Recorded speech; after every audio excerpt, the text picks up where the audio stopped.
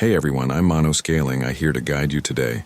If you use this video to drift off to sleep, please tap like, hit subscribe, and drop a comment telling me where you're watching from and what time it is there.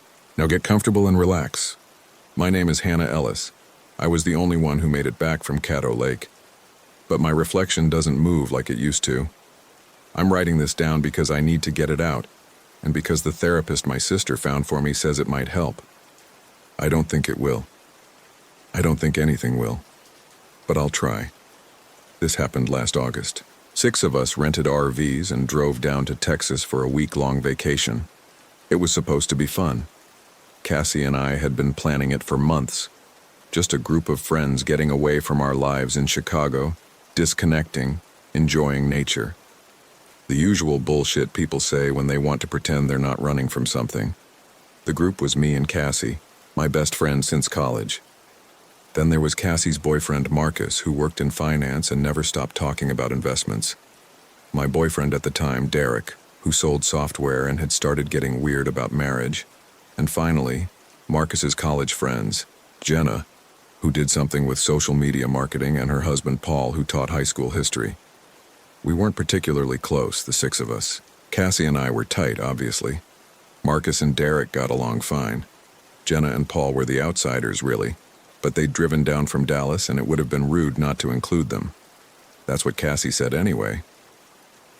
We arrived at the RV park late afternoon on a Sunday. The place was called Cypress Shores, tucked away on the eastern edge of Caddo Lake, right on the Texas-Louisiana border. The park itself was small, maybe 20 sites total, and half of them were empty. It was the off-season, the woman at the office explained. Too hot for most people. But we'd gotten a good deal on the rentals. The RVs were nothing special. 2 of them, 30-footers, parked side by side on concrete pads surrounded by cypress trees and Spanish moss. The moss hung everywhere, gray and stringy, making everything look older than it was. The air smelled like wet earth and decay, which I guess is normal for a swamp. But it bothered me from the start. Cassie loved it.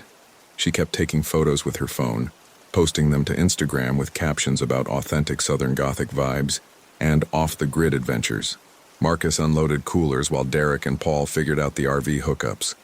Jenna and I stood there swatting at mosquitoes, waiting for someone to tell us what to do. "You okay?" Jenna asked me. "Fine, just hot." "Yeah, this place is atmospheric." That was one word for it. I looked out at the lake through the trees. The water was dark, almost black, and perfectly still. No boats, no people, just water and cypress knees poking up like fingers. We spent the first night drinking and playing cards in Marcus and Cassie's RV, which was bigger. Everyone was in good spirits. Derek kept touching my knee under the table, which annoyed me. He'd been doing that lately, little possessive gestures like he was marking territory.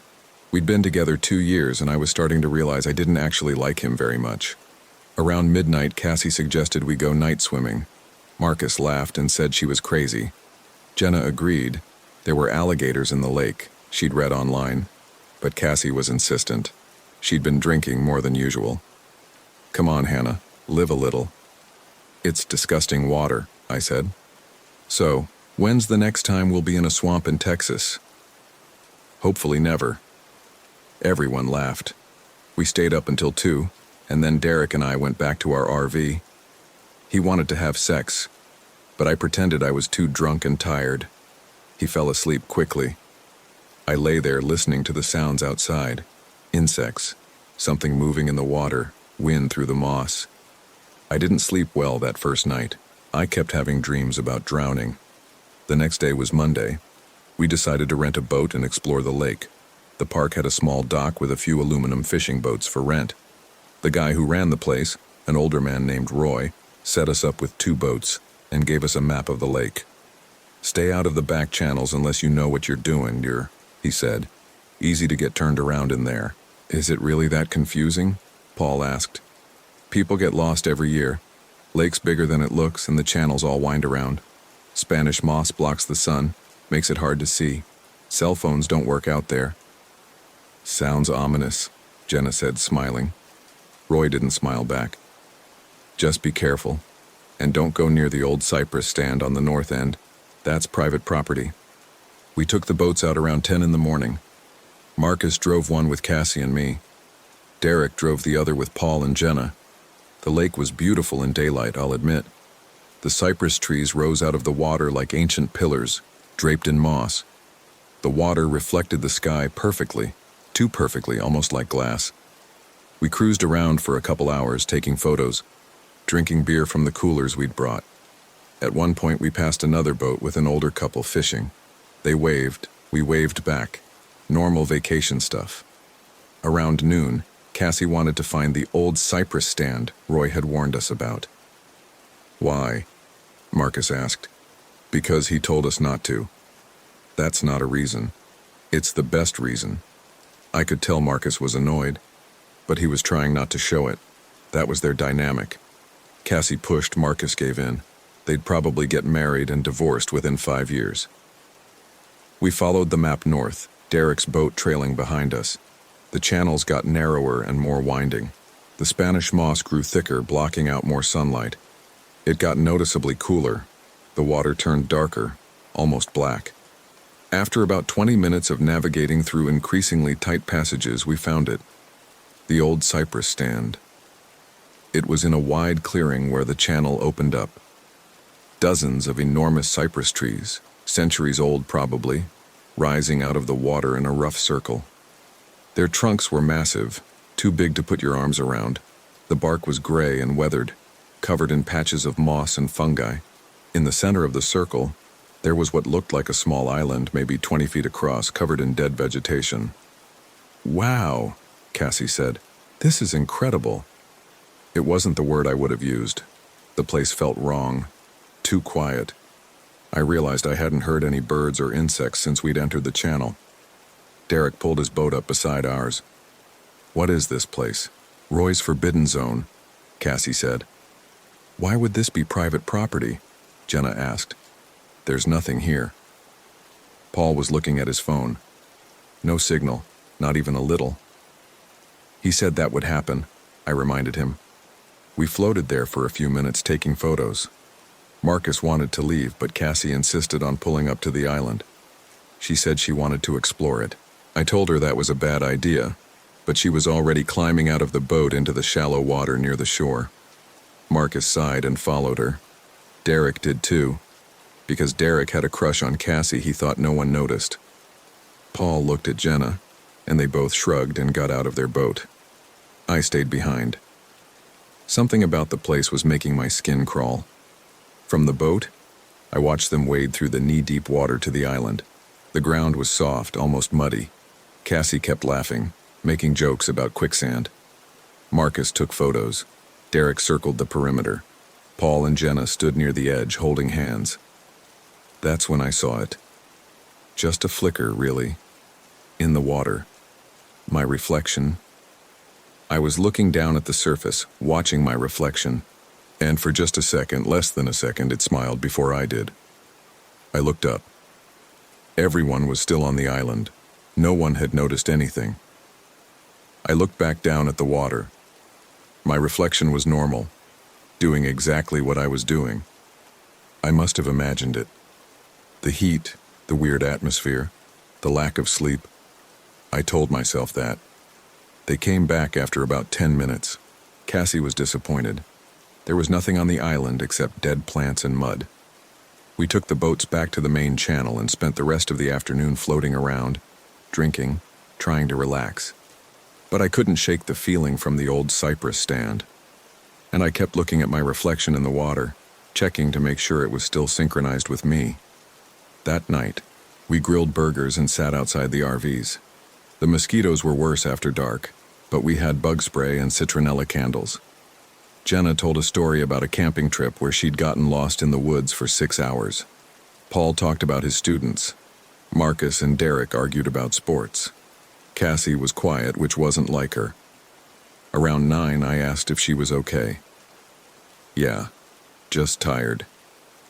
"You sure? I keep thinking about that island," she said. "Did it seem weird to you?" "The whole place seemed weird." "No, I mean, when I was standing there, I felt like someone was watching me. Like really watching me. There was no one there. I know. That's what makes it weird. We went to bed early. Derek tried to initiate sex again, and I let him this time, mostly just to shut him up. Afterwards, I went to the bathroom to clean up. That's when I saw it again. The mirror in the RV bathroom was small, mounted above the sink. I was washing my hands and glanced up at my reflection.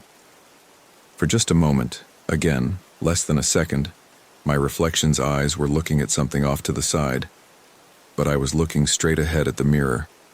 I froze, stared at myself. My reflection stared back, perfectly synchronized. I must have imagined it. Heat, stress, lack of sleep. I said that to myself, but I didn't believe it. When I came back to bed, Derek was already asleep. I lay there for a long time, listening to him breathe, listening to the sounds of the swamp outside. At some point I fell asleep, but I dreamed again about drowning. In the dream, I was underwater, looking up at the surface, and someone else was looking down at me from above. Someone with my face. I woke up around 3 a.m. Derek was still asleep beside me, snoring softly. I needed water, so I got up and went to the kitchenette. As I poured water from the jug into a cup, I heard something outside. Footsteps. Slow, deliberate footsteps on the gravel between the RVs. I looked out the window. The moon was full and bright, casting long shadows through the cypress trees. I could see the other RV clearly, and I could see someone standing between the two vehicles. A woman, standing perfectly still, facing away from me. My heart started pounding. I couldn't see her face, but something about her shape, her posture, was familiar. She was wearing a white t-shirt and denim shorts, the same outfit I'd worn that day. The woman turned around slowly. It was me, my face, my hair, my body. It smiled at me. Then it walked away, disappearing into the trees toward the lake. I stood there, frozen, cup of water in my hand. My brain was trying to process what I'd just seen, trying to rationalize it, a trick of the moonlight, a stranger who happened to look like me, hallucination from stress and bad sleep. But I knew what I'd seen. I went back to bed and didn't sleep for the rest of the night. The next morning, Tuesday, I told Derek what I'd seen. He laughed at first, then realized I was serious. "You probably dreamed it," he said. I was awake. Sleepwalking then, or another camper. Derek, it looked exactly like me. Hannah, come on, you know that's not possible. I wanted to tell him about the reflections in the water and the mirror, but I knew how it would sound. Crazy, paranoid, hysterical woman on vacation. So I dropped it. We met the others for breakfast at a picnic table between the RVs. Cassie made pancakes on a camp stove. Everyone seemed fine except Jenna, who looked tired. "Bad night?" I asked her. "Weird dreams," she said. "Really vivid ones." "About what?" "Drowning, mostly." My stomach dropped. "Me too." "Must be something in the air," Marcus joked. "Swamp gas." Paul laughed, but Jenna didn't. Neither did I. After breakfast, we decided to drive into the nearby town, Uncertain, Texas, which was a real place with a real name. The town was tiny, basically one main street with a few shops and a gas station. We walked around, bought some local honey and boiled peanuts, took photos in front of the welcome sign, but I couldn't focus. I kept watching reflections, in shop windows, in car mirrors, in puddles on the street. And every time I looked, there was a moment, just a moment, where my reflection seemed slightly off, a delay, a different angle, eyes looking the wrong direction. I started to think I was losing my mind. We got back to the RV park around 4 p.m. Roy was outside the office working on a lawnmower. We waved. He nodded but didn't wave back. "Friendly guy," Derek muttered. That evening, Cassie wanted to go swimming in the lake. I immediately said no. So did Jenna and Paul. But Marcus was game, and Derek said he'd go if everyone else did. Eventually, peer pressure won out and we all changed into swimsuits. The lake was warm and murky. You couldn't see more than a few inches below the surface. We stayed close to the shore near the dock where the water was only chest deep. Cassie and Marcus splashed around. Derek tried to dunk me and I got angry. Paul and Jenna floated on their backs, holding hands. I was waist deep in the water, standing still, when I noticed something. The water was perfectly calm around me. No ripples from my movement. I looked down and saw my reflection on the surface, and my reflection was smiling. I wasn't smiling. I looked up quickly, heart racing. Everyone else was playing, laughing, not paying attention to me. I looked back down. Now my reflection matched my expression. Concerned, frightened. "Hannah?" Cassie called. "You okay?" "Yeah, fine." But I wasn't fine. I got out of the water and went back to the RV, telling everyone I was cold. Derek followed a few minutes later, annoyed that I'd ruined the fun. That night I refused to look at any reflective surfaces. When I needed to use the bathroom, I kept my eyes down. When I brushed my teeth, I stared at the sink. Derek noticed and asked what was wrong. I told him I had a headache. Around 11, Cassie texted me. "You okay?" "Yeah, just tired." "You seem off." "I'm fine, just ready to go home." "We have 4 more days." "I know." I didn't tell her about the reflections. I didn't tell her I was terrified. I just said goodnight and turned off my phone. But I couldn't sleep.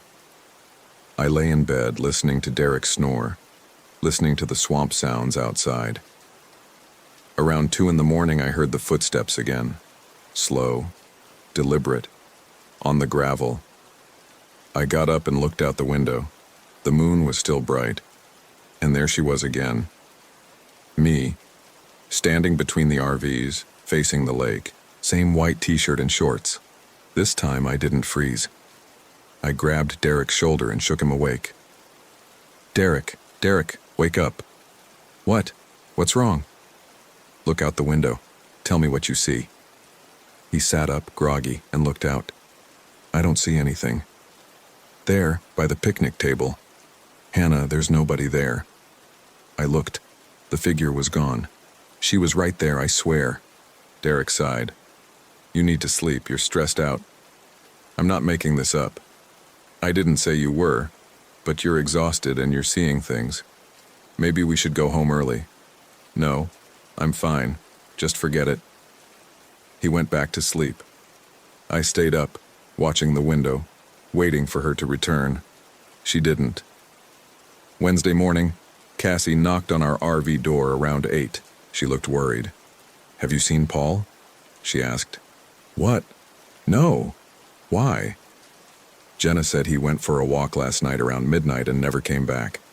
She fell asleep waiting for him." My stomach dropped. "Did she call him?" "No signal out here, remember? We're going to look for him. Can you and Derek help?" We got dressed and met everyone outside. Jenna was frantic, crying. Marcus was trying to calm her down. We split up to search. Marcus and Derek went toward the lake. Cassie and I went toward the road. Jenna stayed at the RVs in case Paul came back.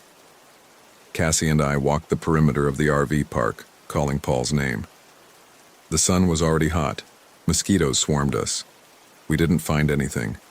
After about 30 minutes, we heard Derek shouting from the lake. We ran back and found him standing at the edge of the water with Marcus. They were looking at something in the shallows. Paul's shirt, floating in the water near the dock. Jenna screamed when she saw it. We pulled her back. Marcus waded in and retrieved the shirt, checked the pockets. Paul's phone was inside, waterlogged and dead. "We need to call the police," I said. "There's no signal," Derek reminded me. "Then drive into town. Use the payphone at the gas station." Marcus and Derek left immediately. The rest of us stayed at the RVs with Jenna, who wouldn't stop crying. Cassie tried to comfort her. I sat on the picnic table, staring at the lake. I couldn't shake the feeling that something in the water had taken Paul. The police arrived around noon. 2 officers from the county sheriff's department. They took statements from all of us, searched the area around the lake, called in a dive team. Jenna kept asking if they thought Paul had drowned, and the officers said they didn't know yet. We spent the rest of Wednesday waiting. The dive team showed up around 2 and spent hours searching the water near the dock. They didn't find anything. No body, no signs of struggle, just the shirt. One of the officers, a woman named Deputy Reeves, talked to me privately. Did Paul seem depressed? Upset about anything? I don't know him that well, I said, but he seemed fine yesterday. His wife said he'd been having bad dreams. We all have. Something about this place. She raised an eyebrow. What do you mean? I didn't want to sound crazy, so I just said, the atmosphere, the swamp, it's unsettling. She nodded, but I could tell she thought I was overreacting. They left around 6 in the evening, promising to continue the search the next day. Jenna wanted to stay, hoping Paul would turn up. The rest of us agreed to stay with her, though I desperately wanted to leave. That night, none of us slept. We sat outside together, keeping watch, jumping at every sound. Jenna kept crying. Cassie held her hand. Marcus paced. Derek drank beer after beer. I stared at the lake, waiting for something to happen. Around 3 in the morning, we heard it. A voice calling from the water. Jenna. We all heard it. Jenna's head snapped up. That's Paul, she whispered. Jenna! The voice called again. It sounded exactly like Paul. She stood up. Paul? Where are you? Jenna, help me. She started walking toward the lake. Marcus grabbed her arm. That's not him, Marcus said. Let go of me. He needs help. Jenna, listen to me. That's not Paul. But she was already pulling away from him, running toward the water. We all ran after her. She stopped at the edge of the dock, looking out at the lake. Paul, where are you? Silence. Then, from the darkness, come in. The water's perfect. I grabbed Jenna from behind and pulled her back. She fought me, screaming Paul's name. Derek and Marcus helped me drag her away from the lake. She collapsed on the gravel, sobbing. That wasn't him, Cassie said quietly. That couldn't have been him. We brought Jenna back to her RV. Cassie stayed with her. The rest of us sat outside, no one speaking until the sun came up. Thursday morning, Paul walked out of the trees. He was soaking wet, covered in mud, but otherwise appeared unhurt. Jenna ran to him, screaming his name, throwing her arms around him. He stood there, stiff, not quite hugging her back. Paul, where were you? She cried. What happened? I don't remember, he said. His voice was flat, monotone. I went for a walk. Then I woke up in the water. You were gone all night. I'm sorry, I don't remember. The police came back. They took Paul to the hospital in the nearest city for evaluation. Jenna went with him. The rest of us stayed behind, trying to process what had happened. That was weird, right? Cassie said. The way he was acting? He was probably in shock, Marcus said. No, it was more than that. He seemed off. I thought about my reflection, the figure I'd seen between the RVs, the voice in the water. We should leave, I said. All of us, right now. We can't just abandon Jenna, Derek said. She's at the hospital with Paul. They'll be fine, but we need to go. Hannah's right, Cassie said. Something's wrong with this place. Marcus looked like he wanted to argue, but he didn't. We started packing up. That's when I realized I hadn't seen my reflection act normally since we arrived. Every time I'd looked at a mirror, a window, the water, there was always that moment of delay. That moment where my reflection did something I didn't do. I was checking my face in the RV bathroom mirror, trying to see if I looked as exhausted as I felt, when my reflection blinked. I hadn't blinked. My reflection smiled. I wasn't smiling. My reflection leaned forward, closer to the glass, even though I was standing still. I backed away from the mirror, my heart hammering.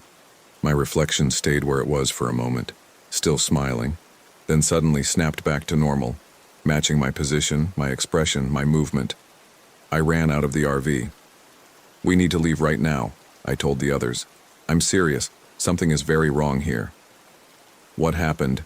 Cassie asked. I couldn't explain it. How could I explain it without sounding insane? Please, we just need to go. We finished packing.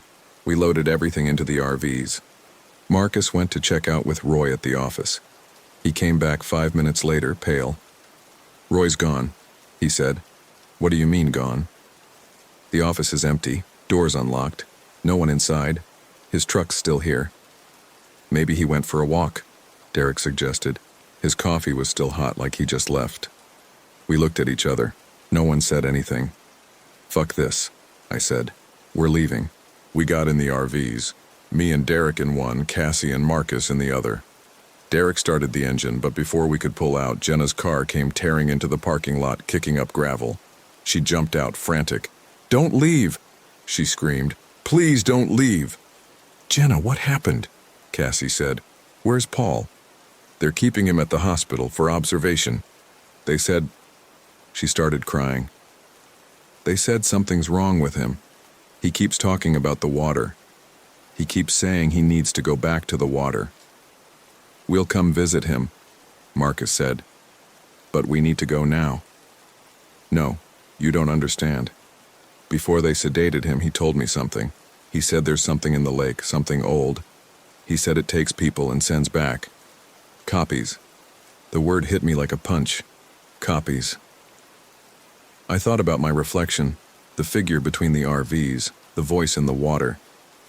"What did the doctor say?" Derek asked. "They think it's psychosis, brought on by trauma. But he's not crazy. I know he's not. He kept begging me to warn you.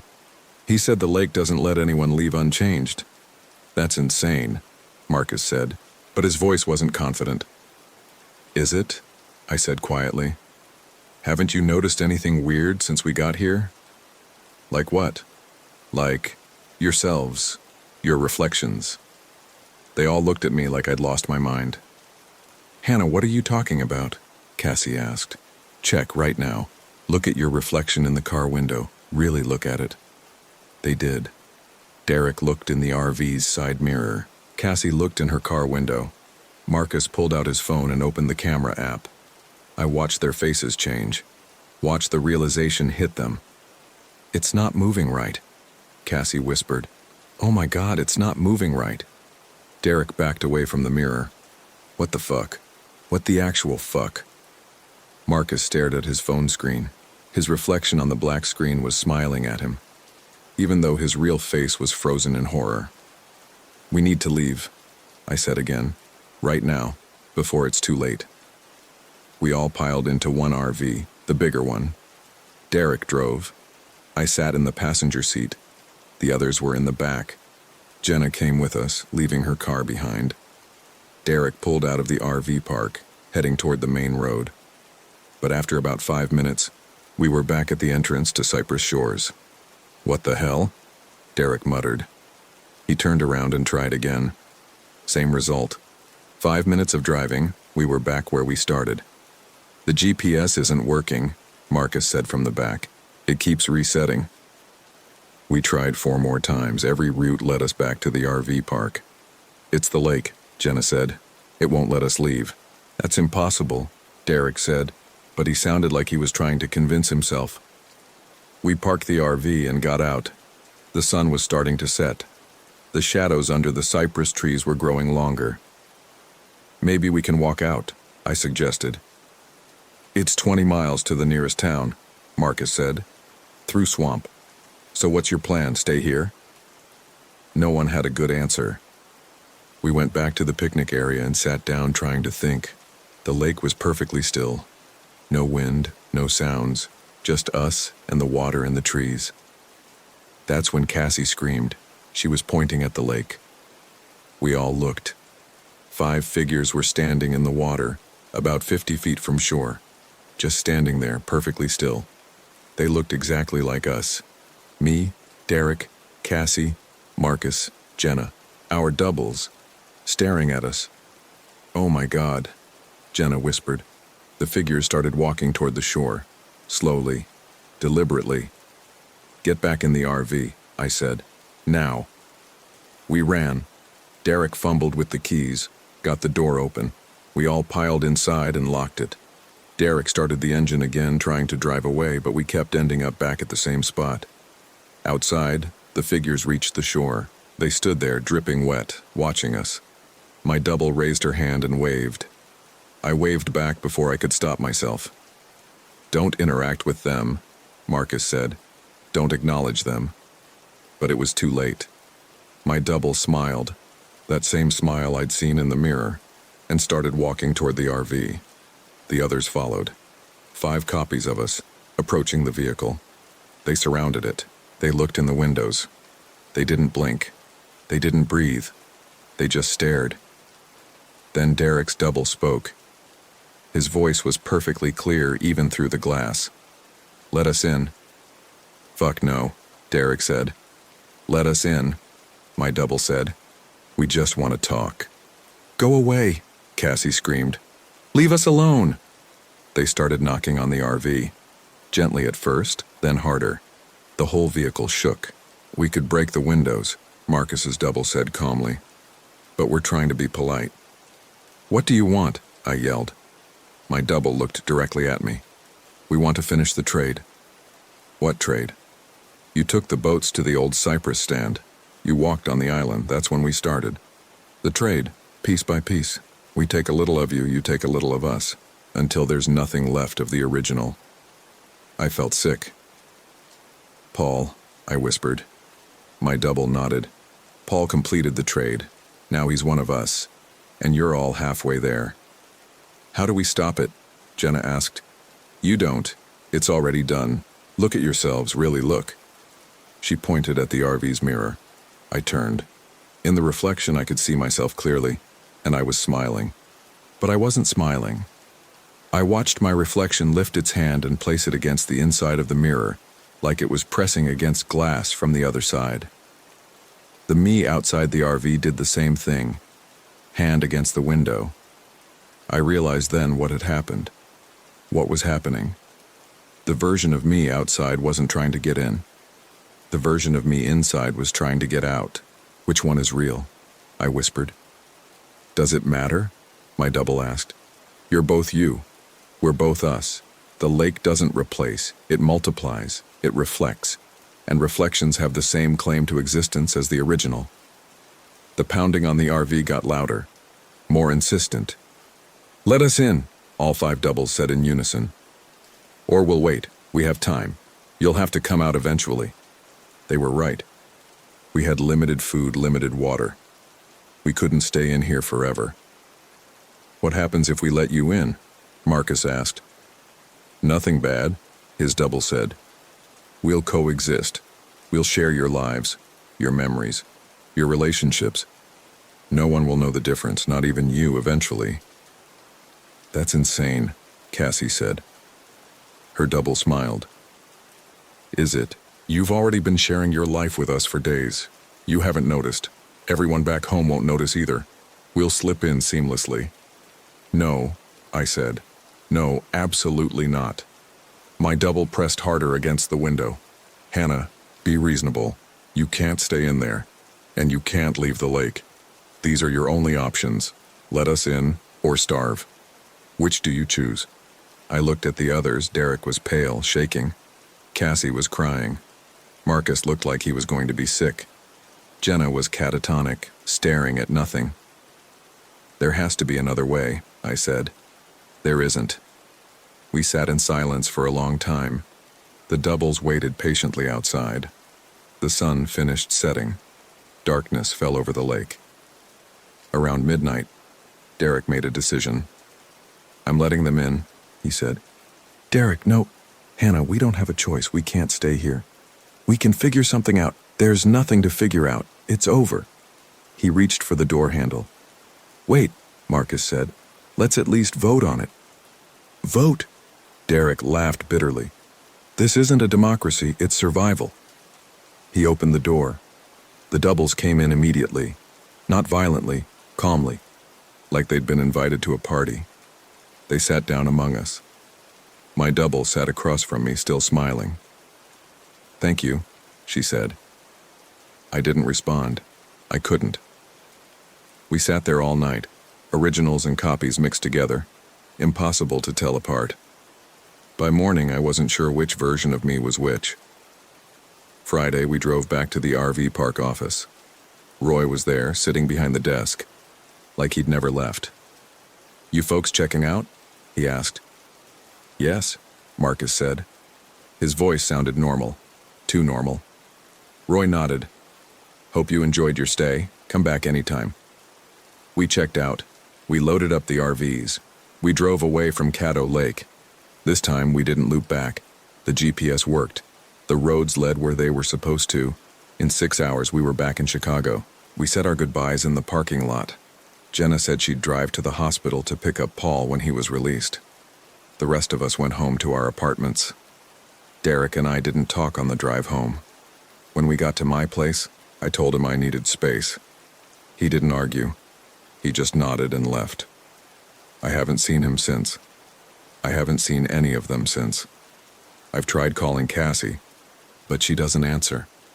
Her social media hasn't been updated. Marcus's too. It's like they've disappeared, even though I know they're out there somewhere, living their lives. Or their doubles are living their lives. I don't know which. I started seeing the therapist 3 weeks after we got back. I told her I'd had a traumatic experience on vacation, but I didn't explain what happened. How could I? She'd think I was psychotic. She prescribed me medication for anxiety. It doesn't help. I avoid mirrors now, reflective surfaces. I don't look at windows when I walk by them. I don't check my appearance in the bathroom. I just exist, trying not to see myself. But sometimes I catch glimpses, and when I do, I see her, my double, smiling at me, waving, like she's trying to remind me she's there.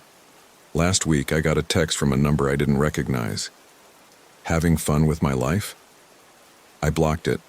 2 days ago, I got a Facebook friend request from Hannah Ellis. The profile picture was me, but I never created that account. I reported it.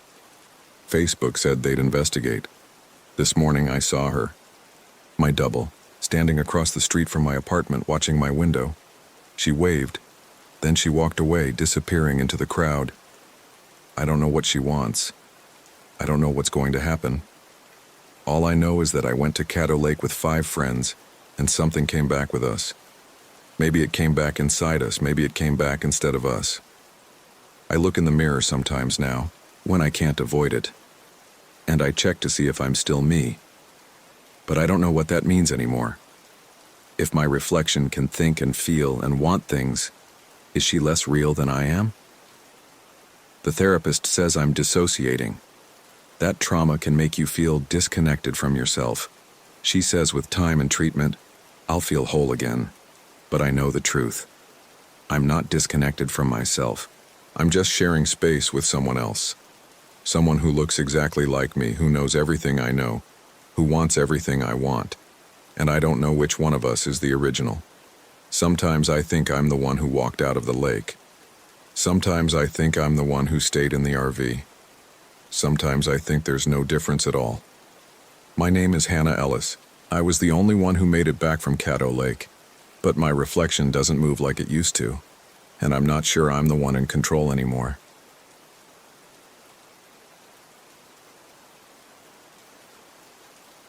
My name is Ethan Clark. Every time we slept, we woke up later than we should have, and it was always closer. I need to write this down while I still remember it clearly, while I still trust my own memory. The doctors say I have severe PTSD, possible dissociative episodes. They don't believe most of what I told the police.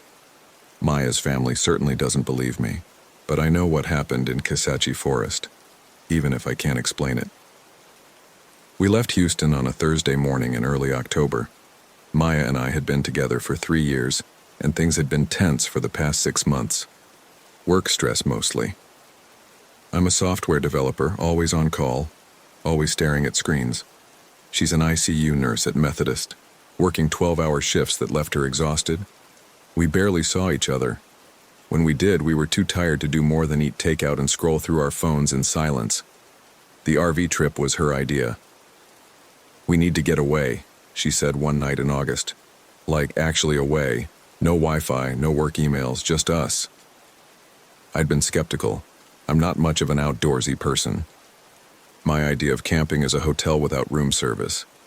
But she'd looked at me with those brown eyes, the ones that had convinced me to move in with her 2 years ago, and I'd agreed. We rented a 30-foot RV from a place off I-10. The guy who ran the rental lot was probably 70 with skin like leather and suspicious eyes. He walked us through everything, the hookups, the water system. The generator. Where you headed? He asked as I signed the paperwork. Kisachi Forest, Maya said. Valentine Lake RV Park. The old man's expression didn't change, but something flickered in his eyes. That's good country out there. Real quiet. That's what we're hoping for, I said. He handed me the keys. Don't stay out past dark if you go hiking. Easy to get turned around in those woods. Standard outdoorsy advice. I barely registered it at the time. The drive took about 4 hours. Maya navigated while I white-knuckled the steering wheel, terrified of sideswiping someone in this massive vehicle. By the time we crossed into Louisiana, my shoulders were locked with tension. Relax, Maya said, reaching over to squeeze my hand. You're doing fine. This thing handles like a drunk elephant. She laughed. It was the first time I'd heard her really laugh in weeks. That sound made the entire uncomfortable drive worth it. Kisachi Forest sprawled across central Louisiana, a mix of pine and hardwood that the GPS tried and failed to adequately map. We passed through the town of Natchitoches around 2 in the afternoon, grabbed lunch at a Sonic, then headed deeper into the forest. Valentine Lake RV Park sat about 8 miles off the main highway, down a winding dirt road that made the RV bounce and creak. The park itself was small, maybe 20 sites total, arranged in a rough semicircle around a clearing. Only 3 other RVs were there, and they looked like they'd been parked for the season. The office was a small cabin near the entrance. A woman in her 50s came out as we pulled up. She had the same weathered look as the rental guy, like the sun and wind had been working on her face for decades. You must be the Clarks, she said. I'm Jan. Got you in Site 12 all the way in the back. Nice and private. She walked us through the check-in process, gave us a map of the area, pointed out the bathhouse and the trails that wound into the forest. Lake's about a quarter mile that way, she said, pointing east. Good fishing, if you're into that. Any other guests we should know about? Maya asked. Ralph and Donna have been here since September in Site 3. Quiet folks keep to themselves. The Sandersons are in Site 7. They're from Dallas, just here for the weekend. And there's a guy in Site 18 came in yesterday. Didn't catch his name. She paused. Cell service is pretty spotty out here, just so you know. That's okay, I said. We're trying to disconnect anyway. Jan smiled, but it didn't quite reach her eyes. Well, you'll get plenty of that. Let me know if you need anything. Site 12 was tucked into the trees at the far end of the park, separated from the other sites by a good 50 yards and a thick stand of pines. It was perfect. Private, quiet, with a picnic table and a fire ring. We spent the next hour setting up, hooking up the water and electricity, getting the RV leveled. By the time we finished, it was almost 5. The sun angled through the trees, casting long shadows across the clearing. Maya started unpacking food for dinner while I set up our camping chairs by the fire ring. This is nice, she said, coming out with 2 beers. I think this was a good idea. Let's wait until I haven't screwed something up before we celebrate, I said, but I was smiling. We cooked burgers on the portable grill, sat by the fire as the sky darkened, talked about nothing important. It felt like old times, before the stress and exhaustion had settled into our relationship like sediment. Around 9, we went inside. Maya wanted to shower, and I pulled out my laptop out of habit before remembering we had no internet. I played a few rounds of solitaire instead, half listening to the sound of the water running. She came out in her pajamas, hair wet, smelling like soap and shampoo. Your turn. I showered quickly. The RV's hot water tank wasn't huge and I didn't want to use it all up. When I came out, Maya was already in bed, scrolling through photos on her phone. No service, she said, not looking up. Can't even send a text. That's kind of the point. I know, it's just weird. She set her phone on the nightstand. Come to bed. I climbed in beside her. The RV's bed was smaller than our queen at home, but it was comfortable enough. Through the window over the bed, I could see stars between the tree branches. I love you, Maya said quietly. Love you too. I set my phone alarm for 7 a.m., plugged it into the charger, and turned off the light. Maya was asleep within minutes, her breathing slow and steady. I lay awake a bit longer, listening to the unfamiliar sounds of the forest, wind in the trees, the distant hoot of an owl, the creaking of the RV settling. Eventually, I drifted off. I woke to sunlight streaming through the window and Maya shaking my shoulder. Ethan, wake up. I blinked, disoriented. What time is it? That's what I'm asking you. Look at your phone. I grabbed my phone from the nightstand. The screen showed 1:47 p.m. I stared at it. That couldn't be right. I'd set the alarm for 7. I looked at the alarm. It showed as going off at 7:00 a.m., but there was no record of me dismissing it or snoozing it. It was just off. Did you turn off my alarm? I asked. No. Mine says the same thing. Almost 2 in the afternoon. She held up her phone. Same time. Ethan, we slept for 14 hours. That's impossible. Then explain why it's past lunch and we both just woke up. I sat up, rubbing my face. My body didn't feel like I'd slept 14 hours. I felt groggy, sure, but not well rested. If anything, I felt more tired than when I'd gone to bed. Maybe the time zone is wrong on the phones, I said. We're not even in a different time zone, we're still in Central. I got up and checked the clock on the RV's dashboard. 1:49 p.m., same as our phones. Maya stood in the middle of the RV, arms crossed. This doesn't make sense. We were tired. We drove 4 hours, set up camp, stayed up late by the fire. Maybe we were more exhausted than we thought. You really think we both just slept through the entire morning? Through 2 separate alarms? I didn't have a good answer for that, but the alternative, that something else had happened, didn't make sense either. Look, I said, we're here to relax. Maybe our bodies just needed the rest. Let's not overthink it. She didn't look convinced, but she nodded. Okay, fine. But I'm hungry. Let's get some food. We made a late lunch, sandwiches and chips, and ate outside at the picnic table. The afternoon was warm, the sun filtering through the trees in dappled patterns. Other than the lost hours, everything seemed normal, peaceful even. After we ate, we decided to walk down to the lake. The trail John had pointed out started near our site, a narrow path through the pines marked with faded blue blazes on the trees. The forest was thick here, the canopy closing overhead. Our footsteps were muffled by a carpet of pine needles. Maya walked ahead of me, her camera in hand, stopping occasionally to photograph mushrooms or interesting tree bark. I think I heard something, she said after we'd been walking for maybe 10 minutes. I stopped. What kind of something? I don't know, like footsteps behind us? We both listened. I heard wind, the rustle of leaves, a distant bird call. Nothing that sounded like footsteps. Probably just a deer, I said. Yeah, probably. But she kept glancing over her shoulder as we walked. The lake was bigger than I'd expected, maybe 20 acres, surrounded by thick vegetation. The water was dark, reflecting the trees and sky like a mirror. A wooden dock extended maybe 30 feet into the water, weathered and gray. We walked out onto the dock. It swayed slightly under our weight, boards creaking. It's pretty, Maya said, taking a photo. Yeah. She lowered her camera. You okay? You seem distracted. Just thinking about the time thing. Ethan, let it go. We're supposed to be relaxing.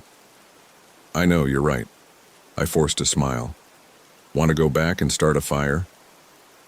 We walked back to the campsite as the sun started to sink lower. The shadows were longer now, the light taking on that golden quality it gets in the late afternoon. I kept checking my phone, verifying the time matched reality. It did, as far as I could tell. Back at the site, I got a fire going while Maya prepped dinner. We'd brought steaks, and I set up the grill over the fire. The smell of cooking meat filled the air as darkness crept through the trees. This is good, Maya said, sitting in her camping chair with a glass of wine. This is what we needed. I agreed, but I couldn't shake a vague unease that had settled over me. Something about losing those hours bothered me more than I wanted to admit. We ate dinner, cleaned up, sat by the fire as it burned down to coals. Maya leaned against me, her head on my shoulder. Above us, the stars were stunning, more than I'd ever seen in Houston. The Milky Way stretched across the sky like a smear of light. "I don't want to go back," Maya said quietly. "To Houston, to everything, work, bills, stress. I just want to stay here. We have 5 more days. I know, but it won't be enough." Around 10:30, we went inside. Maya took her medication. She'd been on Lexapro for the past year for anxiety, and brushed her teeth. I checked that everything outside was secure, that the fire was completely out. "You coming to bed?" she called from the bedroom. "Yeah, give me a minute." I stood at the door of the RV, looking out at the darkness between the trees.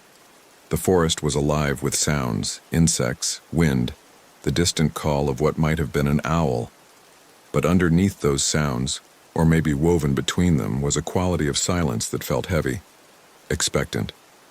I shook off the feeling and went inside, locking the door behind me. Maya was already under the covers. I climbed in beside her, set my phone alarm for 7 a.m. and turned off the light. "Good night," she murmured. "Night." I lay there in the dark, listening to her breathing even out as she fell asleep. My own sleep was slower to come. I kept thinking about those lost hours, trying to remember any dreams I might have had, any sense of time passing, but there was nothing. Just going to sleep and then waking up with 6 hours missing in between. Eventually, exhaustion pulled me under. When I opened my eyes, it was dark. Not morning dark, but full night dark. I fumbled for my phone. 3:23 a.m. I frowned at the screen. Why was I awake? I didn't need to use the bathroom, wasn't thirsty. My heart was racing, though. That feeling you get when you wake from a nightmare you can't quite remember. Beside me, Maya was still asleep, her back to me. I watched her shoulder rise and fall with her breathing. Everything seemed fine. I set my phone back on the nightstand and tried to get comfortable again. That's when I heard it, a sound from outside, faint but distinct. Footsteps on gravel. I held my breath, listening. There it was again. Crunch, crunch, crunch. Someone walking around the RV. My first thought was that it was probably just another camper, maybe walking to the bathhouse. But the nearest occupied site was 50 yards away, and these footsteps were right outside our RV. The steps stopped. Silence for maybe 30 seconds. Then they started again, moving from the passenger side toward the front of the RV. I eased out of bed, careful not to wake Maya. The RV had curtains over all the windows, but I pulled one aside just enough to peek out. The clearing was dark, lit only by starlight. I couldn't see anyone. But even as I watched, I heard the footsteps again, now near the driver's side. I moved to that window, looked out. Nothing, just trees and shadows. The footsteps stopped. Then, after a long moment, they started again, moving away from the RV, toward the trees. I stood there for several minutes, waiting to see if they'd come back. They didn't. Eventually, my heart rate slowed, and I convinced myself it had been an animal. A deer or raccoon, maybe. The sounds had probably been distorted by the RV's walls. I went back to bed, checked my phone. 3:41 a.m. I closed my eyes and tried to sleep. "Ethan! Ethan!" Maya's voice pulled me back to consciousness. I opened my eyes to find her standing over me, still in her pajamas, her face tight with confusion. "What time do you think it is?" she asked. I grabbed my phone. The screen showed 2:15 p.m. "No," I said. "No, that can't be right." "It is." I checked every clock. "Ethan, we lost another 6 hours." I sat up. My head felt stuffed with cotton, my body heavy. I woke up at 3:30. I heard something outside and... "What do you mean you woke up?" "Last night, this morning, whatever. I woke up around 3:30, heard footsteps outside. I looked but didn't see anything." Maya stared at me. "I didn't hear you get up. You were asleep. I was only up for maybe 20 minutes. Ethan, if you woke up at 3:30 and it's now after 2 in the afternoon, That means we both slept for another 10 hours after that. The math was simple, but my brain refused to accept it. I'd been awake at 3:41 a.m., I'd checked my phone, I'd gotten back into bed. Had I really fallen asleep for another 10 hours without waking up, without my alarm going off? I checked my phone. The alarm was set for 7:00 a.m., but just like yesterday, there was no record of it going off or being dismissed. It was just not active. "This is really weird," Maya said. She sat on the edge of the bed, running her hands through her hair. "Something's wrong, Ethan. Let me check something." I got dressed and went outside. The day was overcast, the sky a uniform gray. I walked around the RV looking for signs of someone having been there last night. The ground was soft from recent rain, and there should have been footprints if someone had been walking around. There were footprints, lots of them. But they were all wrong. The prints circled the RV, but they didn't lead anywhere. They didn't come from the road or the trees. They just appeared in a circle around the RV and then ended. Like someone had materialized, walked around our RV multiple times, then vanished. I stood there staring at them, my brain trying to make sense of it. The prints were barefoot too. Not boot prints or shoe prints. Bare human feet, walking on gravel and mud. "Maya," I called. "Come look at this." She came outside, followed my pointing finger to the prints. Her face went pale. "What the hell?" she whispered. "I don't know." We both stood there, looking at the impossible footprints. Then Maya said, "We should leave." "What? This isn't normal, Ethan. Losing time, footprints that don't make sense. We should pack up and go home." Part of me agreed with her. But another part, the part that had paid for the RV rental and convinced myself this trip was worth it, resisted. "Let's not panic," I said. "There's probably an explanation. Maybe it was one of the other campers and the prints just look weird because of the mud. Barefoot? People do that. Hippie types." She didn't look convinced, but she nodded slowly. "Okay, but if anything else weird happens, we're leaving. Agreed?" Agreed. We spent the rest of the afternoon trying to act normal. We made sandwiches, read books, played cards, but the unease sat between us like a third person. Every sound from the forest made us both tense. The light seemed wrong, too, flat and gray without the warmth of yesterday's sun. Around 4, Maya's phone chimed. "Oh, I have service," she said. "Must have caught a signal." She pulled up her messages, started scrolling. Then her expression changed. "Ethan, what's today's date?" "Friday, October 12th. Look at this." She held up her phone. The date stamp on her notifications showed October 13th, 5:47 p.m. I checked my phone. No service, but the date in the corner showed October 13th. "The time's off," I said. "Remember, we woke up late." "No, you're not getting it. Look at my messages. I got these text notifications throughout the day, at 8 a.m., 10 a.m., noon, while we were asleep. They show me as active on various apps during those hours." She pulled up her step counter. 847 steps today, it claimed. Her phone's location history showed her moving around, taking a walk to the lake at 9 a.m., sitting at the picnic table at 11 a.m. "That's not possible," I said. "You were asleep." "Then explain this." I couldn't. My own phone had no service, so I couldn't check my own activity. But the implications were chilling. Either our phones were glitching in sync with each other or something else was happening. Something I didn't want to think about. "Maybe we're sick," Maya said. "Carbon monoxide poisoning or something, making us sleep and lose time." "The RV has detectors. They'd have gone off." "Then what? What's happening to us?" I didn't have an answer. We sat in the gathering darkness, neither of us wanting to voice what we were both thinking, that we needed to leave now before we lost more time. But by then the sun was setting, and the idea of navigating that dark, winding forest road in the RV felt more dangerous than staying put. "We'll leave first thing tomorrow," I said. "I'll set multiple alarms. We'll leave at dawn, no matter what." Maya nodded, but I could see the fear in her eyes. We didn't cook dinner. Neither of us had an appetite. We locked the RV, checked the locks twice, and sat inside as darkness fell completely. Around 8, Maya took her medication. She sat on the couch, staring at nothing. "I keep thinking about those footprints," she said. "Try not to. They didn't go anywhere, Ethan. They just were there." "I know. What if—" She stopped. "What? What if it's us? What if we're sleepwalking or something and that's why we can't remember?" It was as good an explanation as any. I wanted to believe it, but the footprints had been too small for my feet, and Maya's feet were different from the prints too.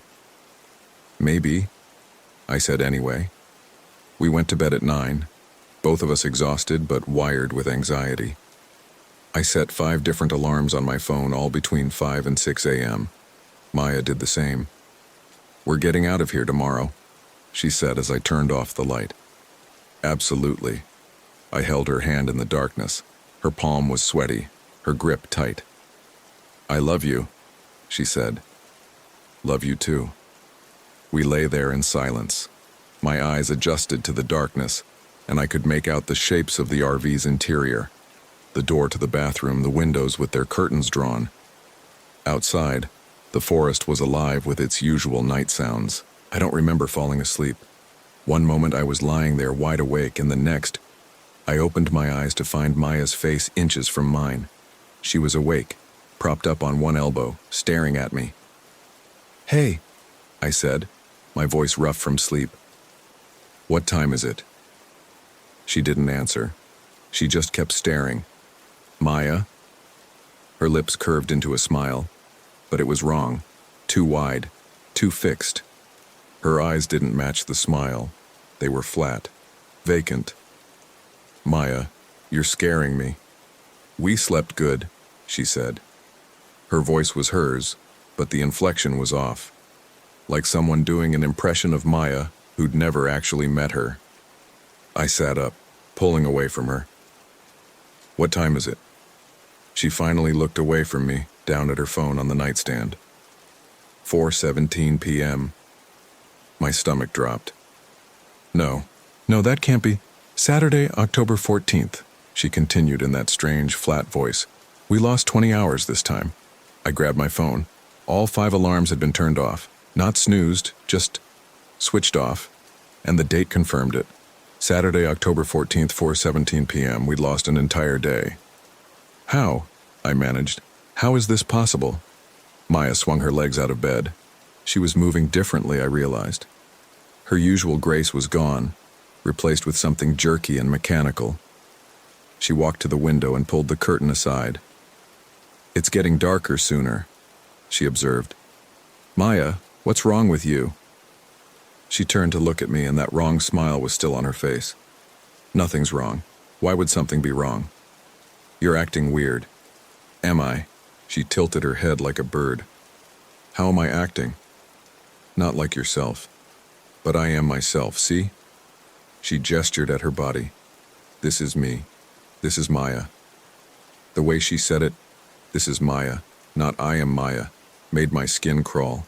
I got out of bed, keeping the mattress between us. "We need to leave. Right now." "We can't leave." "Why not?"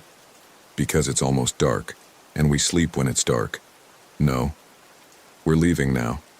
Pack your things." She didn't move. She just stood there, framed by the window, that smile on her face. Then she said, "You shouldn't have come here, Ethan." "What?" "This place, these woods, they're hungry. They've been hungry for a long time." "Maya. And every time you sleep, you feed them a little more. Hours of your life. Days. Soon there won't be enough left of you to wake up." My mouth went dry. "That's not funny." "I'm not joking." She took a step toward me. "Can't you feel it? How much lighter you are? How much less there is of you?" I backed toward the door. "Who are you?" "I told you. I'm Maya." Another step. "You're Maya. Don't you recognize me?" Everything about her appearance was right. Her face, her hair, her body. But whatever was behind her eyes wasn't my girlfriend. wasn't human. I turned and ran for the door, got it open, burst out into the overcast afternoon. The RV park was silent. The other 3 RVs sat in their sights, but there was no sign of life around them. No campfires, no people moving around. I ran toward the office, my feet slapping on the gravel road. Behind me, I heard the RV door open. "Ethan!" Maya's voice, but still wrong. "Where are you going?" The office was locked, the lights off. I pounded on the door. "Jan, hello? Anyone?" No answer. I looked back. Maya was walking toward me, taking her time. That smile never wavered. I ran past the office toward the park entrance. My car keys were back in the RV, along with my wallet and everything else. But if I could just get to the main road, flag someone down. The entrance gate was closed. Not just closed, padlocked with a heavy chain. I grabbed the gate, shook it. Solid. No way through. And the fence on either side extended into the thick forest, topped with barbed wire. "We're closed, Maya said from behind me. "Didn't you see the sign?" I spun around. She was maybe 20 feet away, still approaching with that measured pace. "What did you do with her?" I demanded. "Where's Maya?" "I am Maya." "No, you're not." She stopped walking. The smile faded. "You're right. I'm not. Not entirely. Maya is still in here, but she's sleeping so deeply. And every hour you lose is an hour I grow stronger in her skin. Let her go." "She doesn't want to go. Don't you understand? Every time you sleep, you give us permission. You invite us in. And the longer you sleep, the deeper we go until there's nothing left but us wearing you like clothes." I looked around frantically. The forest pressed in on all sides, dense and dark. The other RVs were silent. No one was coming to help. "What do you want?" I asked. "Time," she said simply. "That's all we've ever wanted. You have so much of it, you waste it so carelessly. We just want a little. And then a little more, and then..." She lunged. I dodged sideways, stumbled, fell hard on the gravel. She was on me immediately, stronger than Maya should have been, hands wrapping around my throat. Her face was inches from mine, and up close I could see it. The wrongness around her eyes, the way her pupils were too large, too dark. "Just sleep," she whispered. "Just let go." I couldn't breathe. Black spots danced in my vision. My hand scrabbled at hers, but her grip was iron. Then, behind her eyes, I saw something flicker.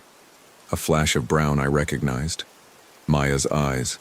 The real Maya, trapped somewhere behind that thing wearing her face. I stopped fighting her hands.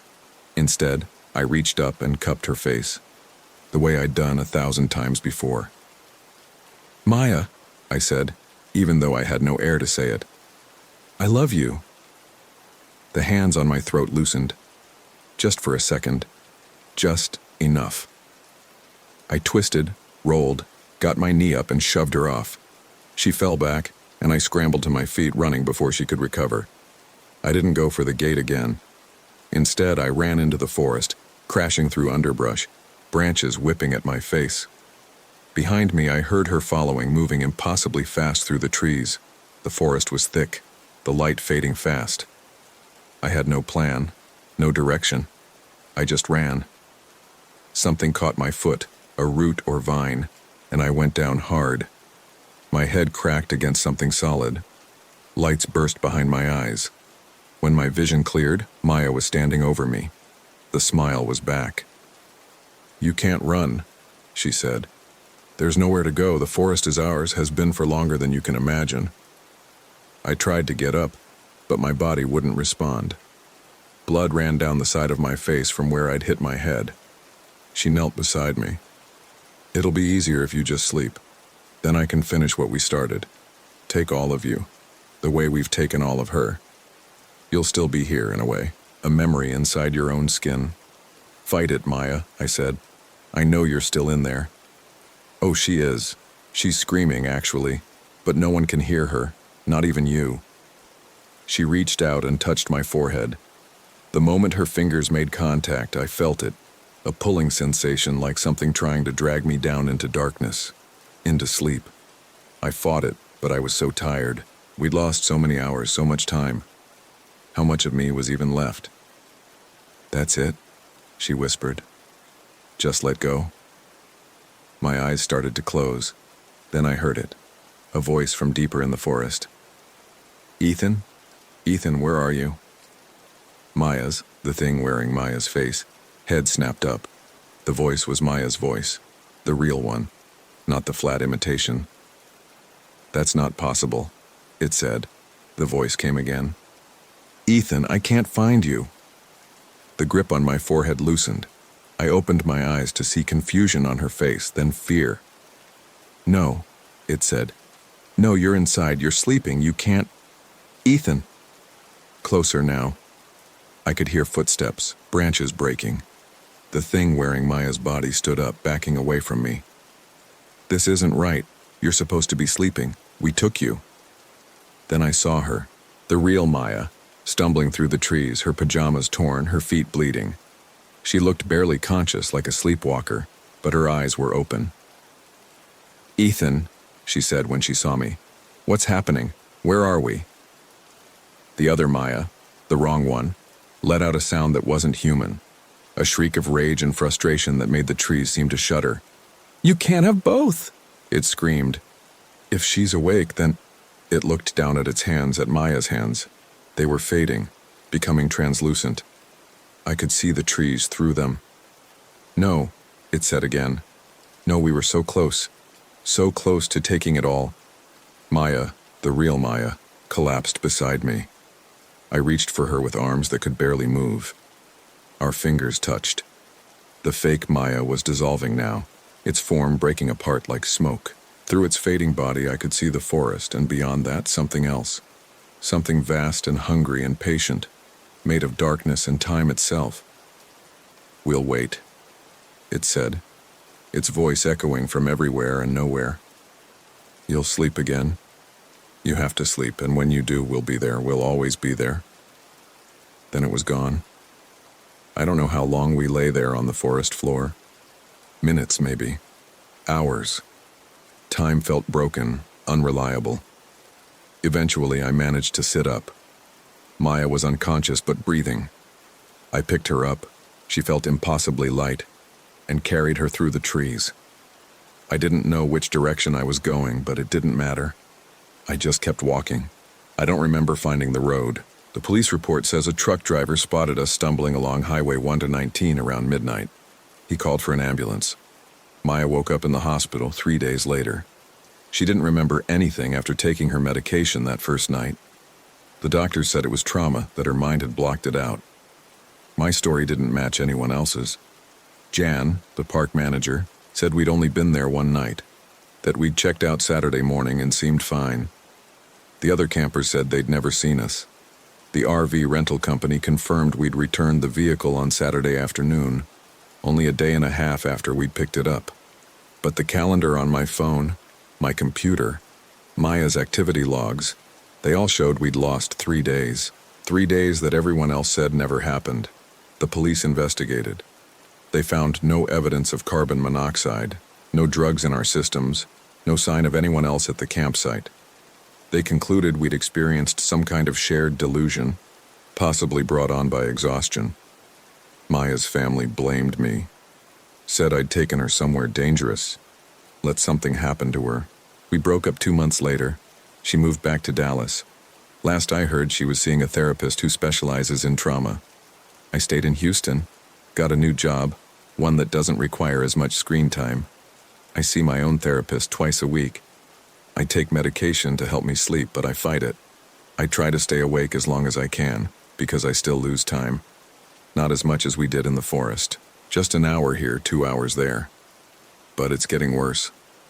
Last week I lost 4 hours. I went to bed at midnight and woke up at 7 a.m., even though my clock showed I'd only been asleep for 3 hours. Sometimes when I'm falling asleep, I feel it. That pulling sensation. Something trying to drag me down deeper than I should go. Something hungry, patient, eternal. And sometimes, In the split second before I lose consciousness, I see her. Maya, but not Maya. Standing at the foot of my bed, smiling that wrong smile. Waiting. I've thought about going back to Kisachi Forest, trying to find Valentine Lake RV Park again, see if I can get answers. But I'm afraid. Afraid that if I go back, I'll sleep and never wake up. That whatever's taking my time will take all of it. So I'm writing this instead. Documenting what happened while I still remember. While I'm still me. If you're reading this, if you're planning to go camping somewhere remote, pay attention to your time. Set alarms. Wake up when you're supposed to. Because there are things in the deep woods, in the places where civilization ends, that feed on time. Your time. They take it hour by hour, day by day, until there's nothing left of you but a skin suit for something else to wear. Every time you sleep, you give them a chance. And they are patient. They can wait forever. But you can't.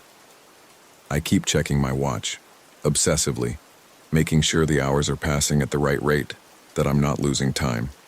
It's 2:47 p.m. right now as I write this. When I look up at the clock on the wall, it says 5:33 p.m. I don't remember those 3 hours, and I wasn't asleep.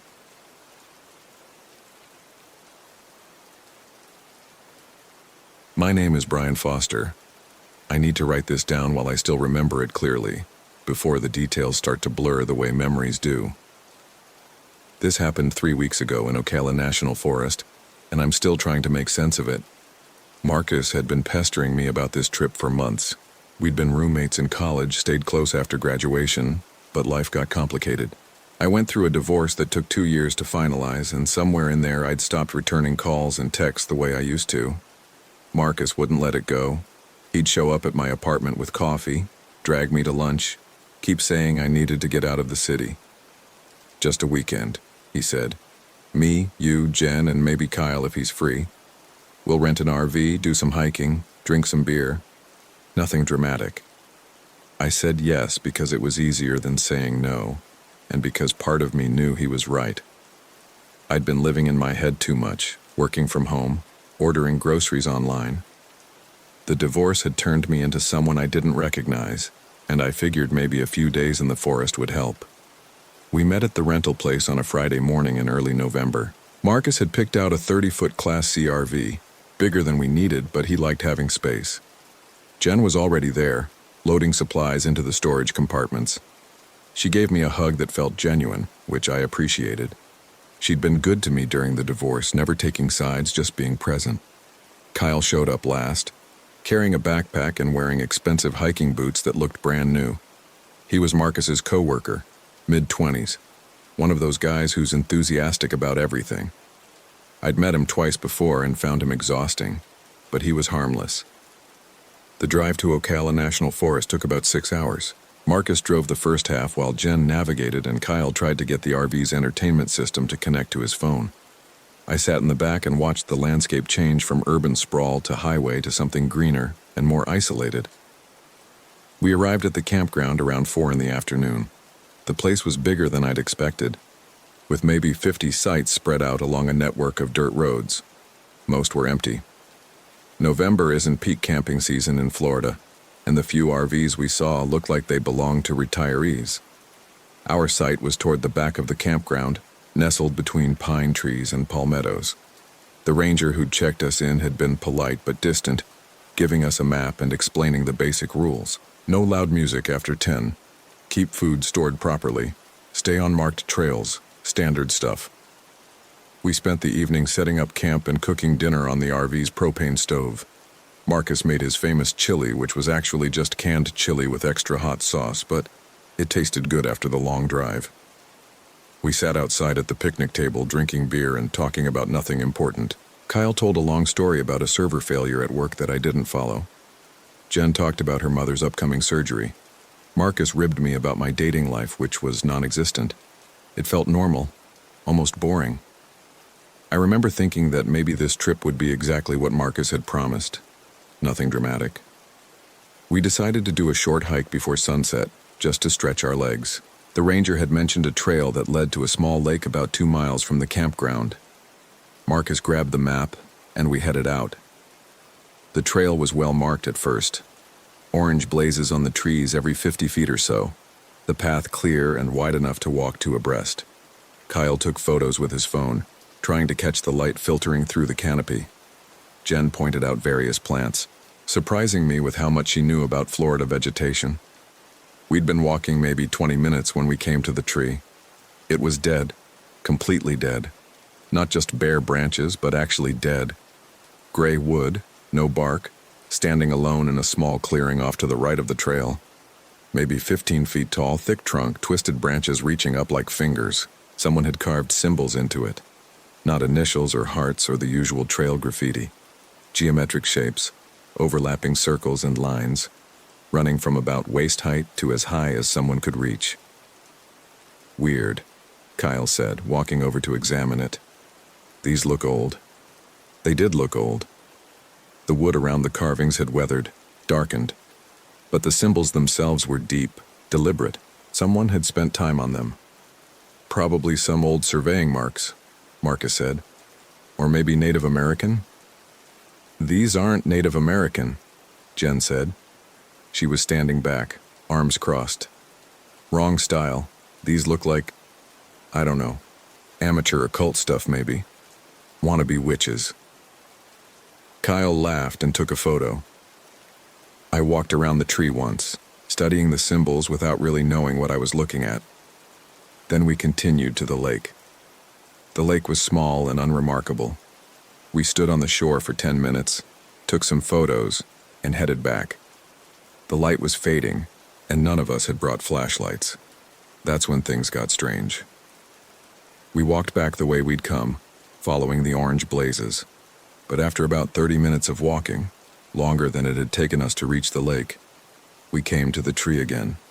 The same dead tree, same clearing, same symbols. Did we loop around somehow? Kyle asked. Marcus pulled out the map. No, this is a straight trail, out and back. We should have passed the RV by now.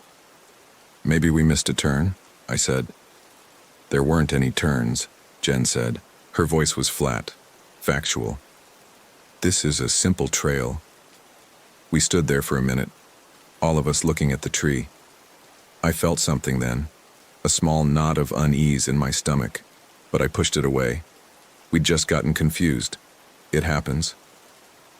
Okay, Marcus said. Let's be more careful. Watch for the blazes. We walked past the tree, staying on what was clearly the trail, and kept going. The light was almost gone now, the forest around us turning gray and shadowy. Kyle used his phone as a flashlight. 15 minutes later, we came to the tree again. This doesn't make sense, Kyle said. He wasn't laughing anymore. Marcus stopped walking. He stood very still, staring at the tree. We're going in the wrong direction, he said finally. We must be. Let's turn around. So we turned around and walked the other direction. This time we counted our steps, paid attention to every detail. The trail curved slightly to the left, then straightened.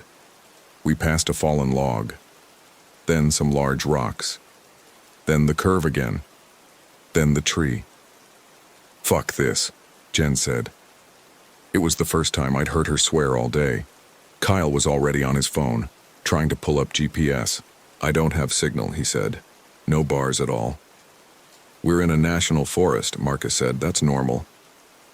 I had signal at the campsite, Kyle said. We tried different directions. We tried walking backwards while watching the trail. We tried following what we thought was the tree line. Every time, within 10 or 20 minutes, we'd end up at the same clearing, the same dead tree. By the time we finally gave up, it was fully dark. Kyle's phone battery was dying, and we were all exhausted and frustrated. We sat down near the tree, not too close, nobody wanted to be too close to it, and tried to think. People don't just get stuck in loops, and Jen said, that's not how forests work. Maybe there's something wrong with our sense of direction, I offered, like a magnetic anomaly or something. Messes with your inner ear. That's not a real thing, Marcus said. So what's your explanation? I asked. He didn't have one. We sat there for maybe an hour, resting and arguing about what to do. Eventually, Kyle suggested we just pick a direction and commit to it, walk for as long as it took. But we were tired, and the idea of walking through the dark forest for hours didn't appeal to anyone. "We'll wait until morning," Marcus decided. "We can't be that far from the campground. When it's light, we'll figure this out." So we stayed there, sitting in the clearing near the dead tree. It was cold, not freezing but uncomfortable.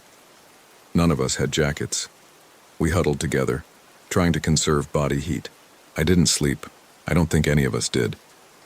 We just sat there in the dark, listening to the sounds of the forest. Insects chirping, something rustling in the underbrush, the wind moving through the trees. At some point, I didn't check my watch, but it felt like maybe 3 or 4 in the morning. I realized the symbols on the tree had changed. I didn't say anything at first. I thought maybe I was remembering them wrong or seeing things in the dark. But when the sky started to lighten and I could see them clearly, I knew I wasn't mistaken. The symbols were different. Not completely different, but rearranged. Some of the circles were now on the left side of the trunk instead of the right. Some of the lines connected differently. It was subtle enough that you might not notice if you weren't paying attention, but I'd spent enough time staring at that tree. "Marcus," I said quietly, "look at the tree." He looked. I watched his face as he processed it. "That's not possible," he said. "I know. We're at a different tree. Must be. There's more than one dead tree out here. With the exact same clearing, the exact same position on the trail." He didn't answer. Jen woke up then, stiff and uncomfortable. Kyle had fallen asleep leaning against her, and she pushed him off gently. He mumbled something and opened his eyes. "It's morning," Jen said. "Let's get out of here." We walked.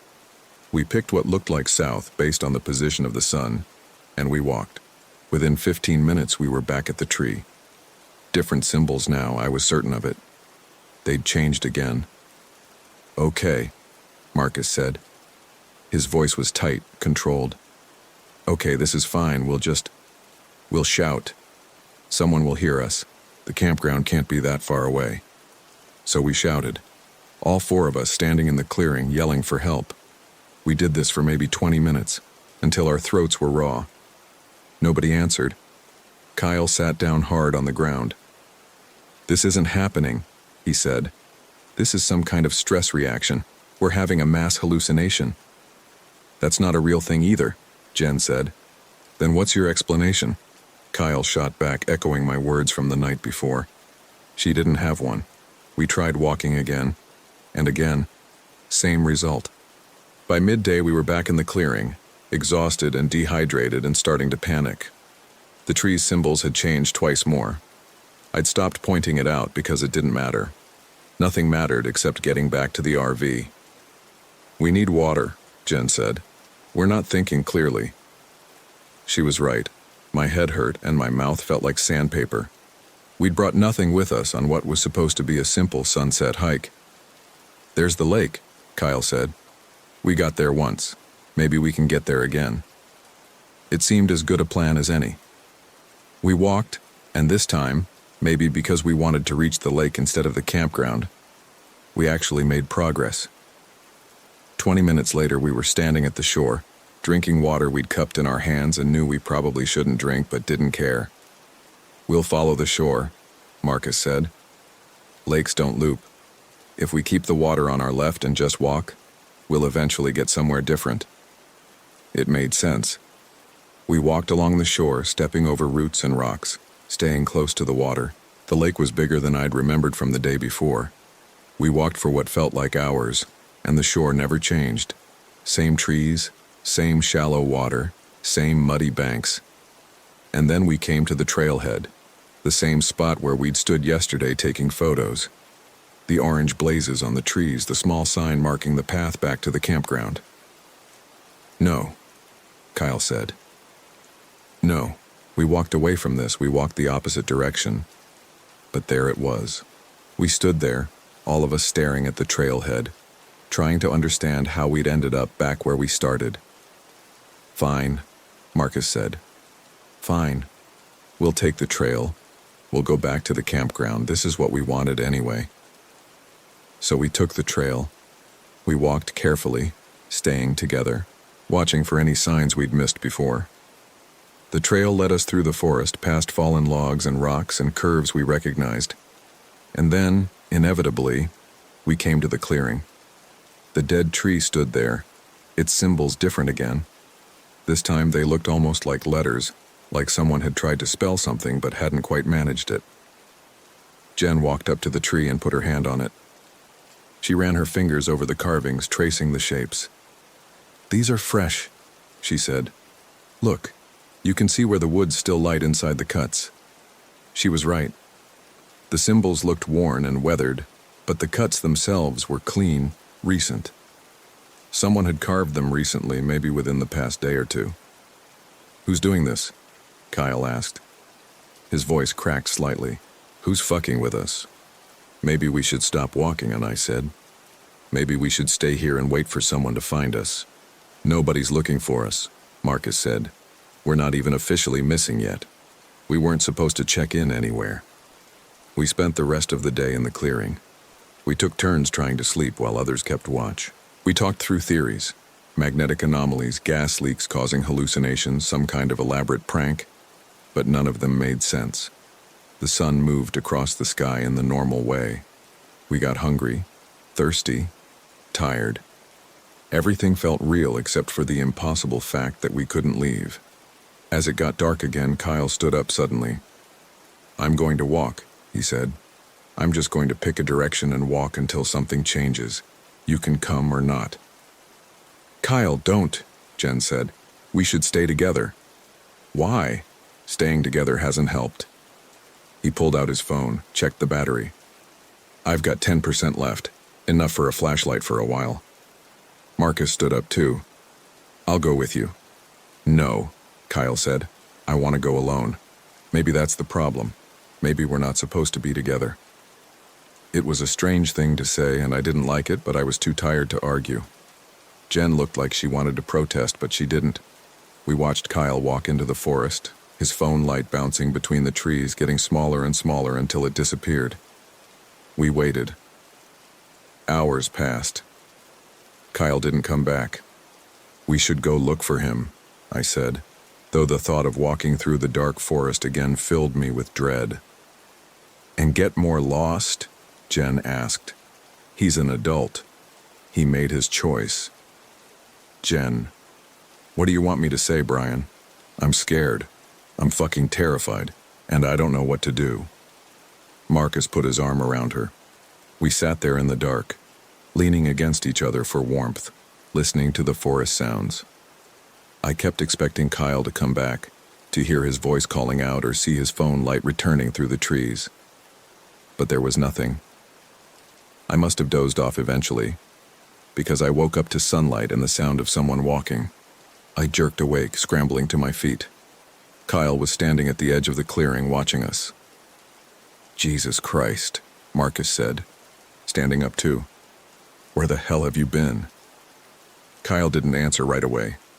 He just stood there, his hands at his sides, his face blank.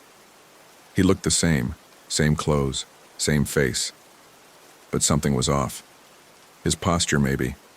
The way he held his head slightly tilted. "Kyle?" Jen said. "I walked," Kyle said. His voice sounded normal. "I walked for a long time. I found the campground." "You did." Marcus took a step forward. "Where? How do we get there?" "It's close," Kyle said. "Very close, I can show you." "Then why didn't you come get us right away?" I asked. "Why didn't you bring help?" Kyle's head tilted the other way. "I wanted to rest first, I was tired." "You rested at the campground?" Jen asked. "Yes." "Did you see other people? The ranger? Anyone?" "No," Kyle said. "Just us." Something about this conversation felt wrong. Kyle's answers were too simple, too flat, and he wasn't moving right. He stood perfectly still between sentences, no shifting weight, no fidgeting. Kyle always fidgeted. "Show us," Marcus said. "Let's go." Kyle turned and walked into the forest. We followed him, staying close together. He moved confidently, never hesitating, taking us through undergrowth and around trees with the kind of certainty you'd have if you'd walked the route many times. 10 minutes later, we came back to the clearing. The dead tree stood there, its symbols different again. Kyle stopped walking. He stood in front of the tree, his back to us. "Kyle?" Marcus said. "What are you doing?" Kyle turned around slowly. He was smiling. It was a terrible smile, too wide, showing too many teeth. "We're here," he said. "This is where we're supposed to be." "No," Jen said, backing up. "No, something's wrong with you." "Nothing's wrong," Kyle said. "I just understand now. The tree wants us here. It's been trying to show us." "The tree doesn't want anything," Marcus said. "It's a tree." "Kyle, you're not making sense. Did you hit your head or something?" Kyle took a step toward us.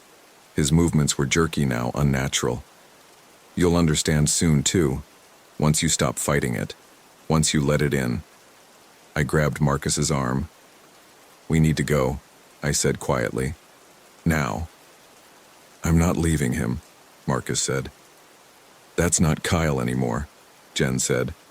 She was already backing away, moving toward the trail. "Look at him. Really look at him." I looked. Kyle's eyes were wrong. Not the color, not anything obvious, but there was something behind them that wasn't right. Like he was looking at us but not seeing us. Like he was focused on something else entirely.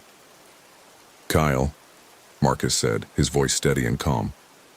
"Come with us. We'll figure this out together." Kyle laughed. It didn't sound like his laugh. It was higher, sharper, almost like glass breaking. "There's nothing to figure out," he said. "The tree showed me. All those symbols, all those paths. They're not trying to trap us. They're trying to teach us." "Teach us what?" I asked, even though I didn't want to know. Kyle's smile widened impossibly further. "How to stay." Then he lunged. It wasn't a normal movement. He didn't run or tackle. He just moved impossibly fast, closing the distance between us in what felt like a single motion. His hands grabbed Marcus's shoulders, and Marcus screamed. I don't remember deciding to run. I just found myself running, crashing through the underbrush with Jen beside me. Behind us I could hear Marcus yelling, and then a sound that might have been laughter or crying or something else entirely. We ran for a long time. We ran until our lungs burned and our legs gave out, and then we collapsed behind a fallen log, gasping for air. "We have to go back," I said when I could breathe again. "Marcus." "Marcus is gone," Jen said. Her face was white, her hands shaking. "You saw what happened to Kyle. The same thing is happening to Marcus, or worse." "We don't know that." "Yes, we do." We sat there for a few minutes trying to think, trying to make sense of what we'd seen, trying to decide what to do next. "Okay," I said finally. "Okay. We keep moving. We find a way out. Then we get help. We come back with rangers, with police, with whoever will listen." Jen nodded. We stood up and started walking again, more carefully this time. We tried to move in a straight line, tried to pay attention to landmarks. We saw the same trees, the same clearings, the same fallen logs, but we didn't see the dead tree. For hours we didn't see it. We walked until the sun started to set, and I began to think maybe we'd actually broken free. Maybe whatever had trapped us was specific to that clearing, and now that we'd left it behind, we could find our way out. Then Jen grabbed my arm. "Listen," she said. I stopped. At first I didn't hear anything unusual, just the normal forest sounds, birds, insects, wind. But then I heard it. Someone singing. It was Kyle's voice. I recognized it immediately. He was singing something I didn't recognize, words that didn't sound like English, a melody that rose and fell in ways that made my head hurt. "We need to move," Jen said. We moved, trying to be quiet, trying to put distance between us and that voice, but it followed us. Sometimes it sounded closer, sometimes farther away, but it never stopped. Kyle, or whatever Kyle had become, was tracking us. Night fell, and we kept moving. We held hands so we wouldn't get separated in the dark. We stumbled over roots and rocks, scratched our arms on branches, but we didn't stop. The singing continued, sometimes so close I could have sworn he was right behind us, sometimes so distant it seemed to come from everywhere at once. And then, just when I thought we couldn't walk anymore, we saw lights ahead. Real lights. Electric lights. The campground, Jen said. Oh God, we made it.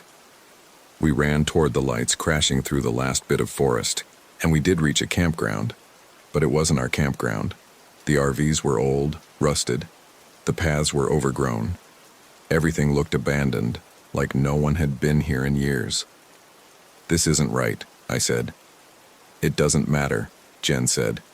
There's a road. Look. She pointed and I saw it. A dirt road leading away from the campground. Roads lead somewhere. We follow it. So we followed it. We walked down the dirt road in the dark, hoping each turn would bring us to a highway to civilization to help.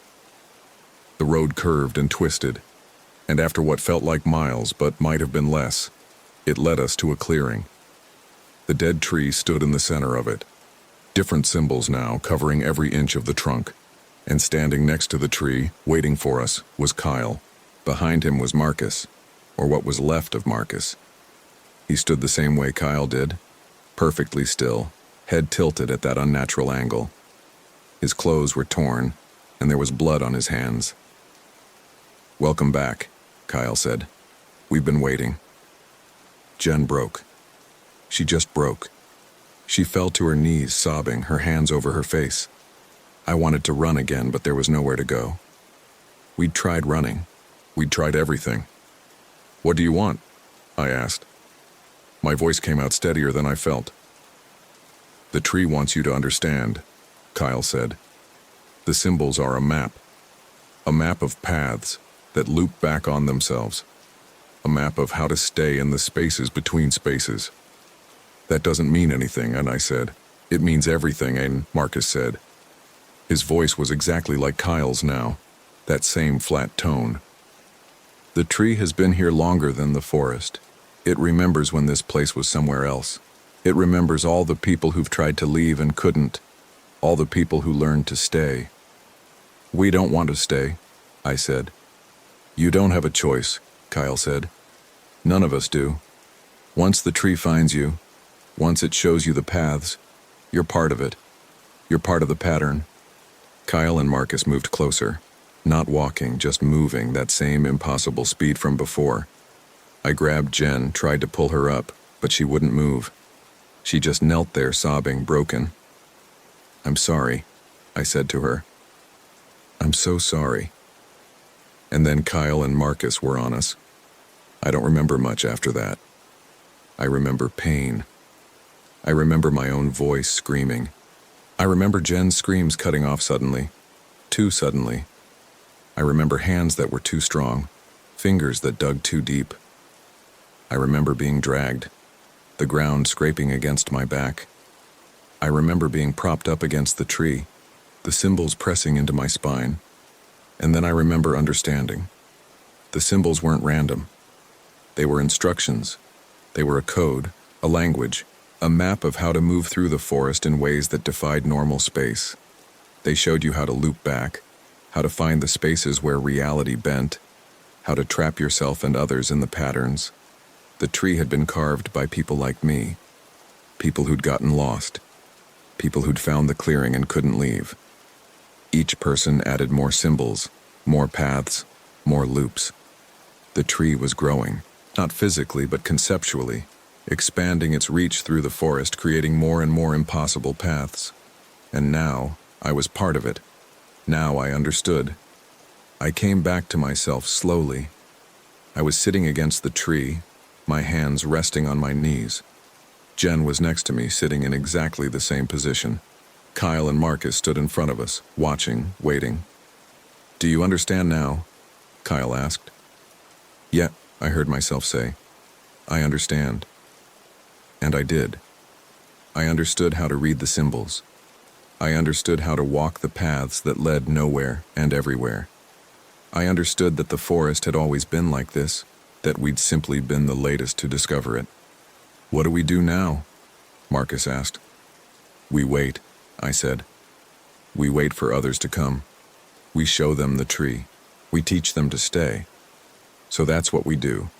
We wait in the clearing, the four of us, watching the symbols change and grow. Sometimes we hear voices in the distance, hikers calling out for help. Sometimes we see lights moving through the trees. And when they get close enough, we go to them. We tell them we can help. We offer to show them the way. And we bring them back to the tree. I'm writing this during one of the moments when I can still think clearly, when the tree's influence loosens just slightly. These moments are getting rarer. Most of the time I feel nothing but a cold contentment, a sense of purpose that doesn't feel like my own. But right now, in this moment, I remember who I was. I remember Marcus pestering me about the trip.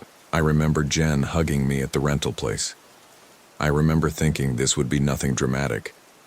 If you're reading this, I don't know how you found it. Maybe I managed to send it somehow, in one of these brief windows of clarity. Maybe you found my phone in the forest, though I don't remember having it with me. It doesn't matter. What matters is this. If you're planning to visit Ocala National Forest, if you're going to hike the trails near the campground, stay on the marked paths. Don't follow anyone who offers to show you a shortcut. Don't go near any dead trees with symbols carved into them. And if you find yourself walking in circles, if you keep coming back to the same clearing no matter which direction you go, don't try to understand the symbols. Don't let them teach you. Don't stay. Run. Keep running. Run until your legs give out, until your heart pounds so hard you think it'll burst, until you can't possibly run anymore. And then run some more. Because the alternative is understanding. And once you understand, once the tree shows you the paths, you'll never leave. I can feel the clarity fading now. The symbols are calling to me again, pulling my thoughts back into their patterns. Soon I'll forget I wrote this. Soon I'll forget I was ever anything other than what I am now. We wait in the clearing. The four of us, and others who came before, and others who will come after. We wait by the dead tree and we watch the symbols change, and we are content. We are the same dead tree now. We are the paths that loop back. We are the map that leads nowhere.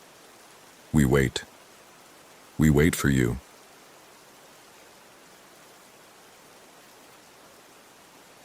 My name is Chris Turner.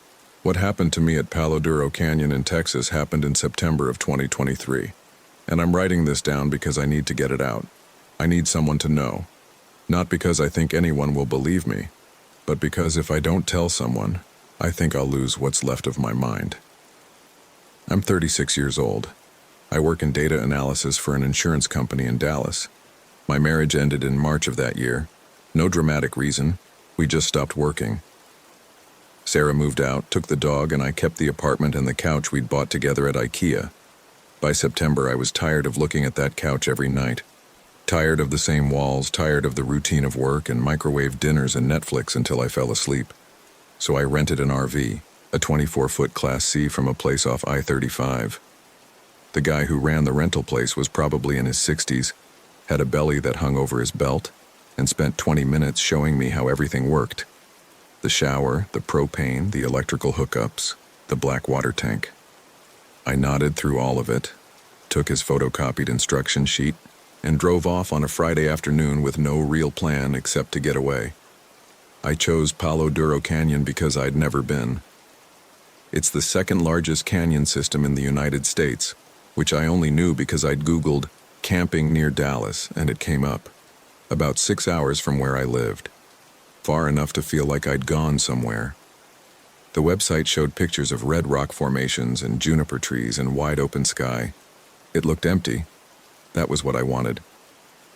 I got there around sunset.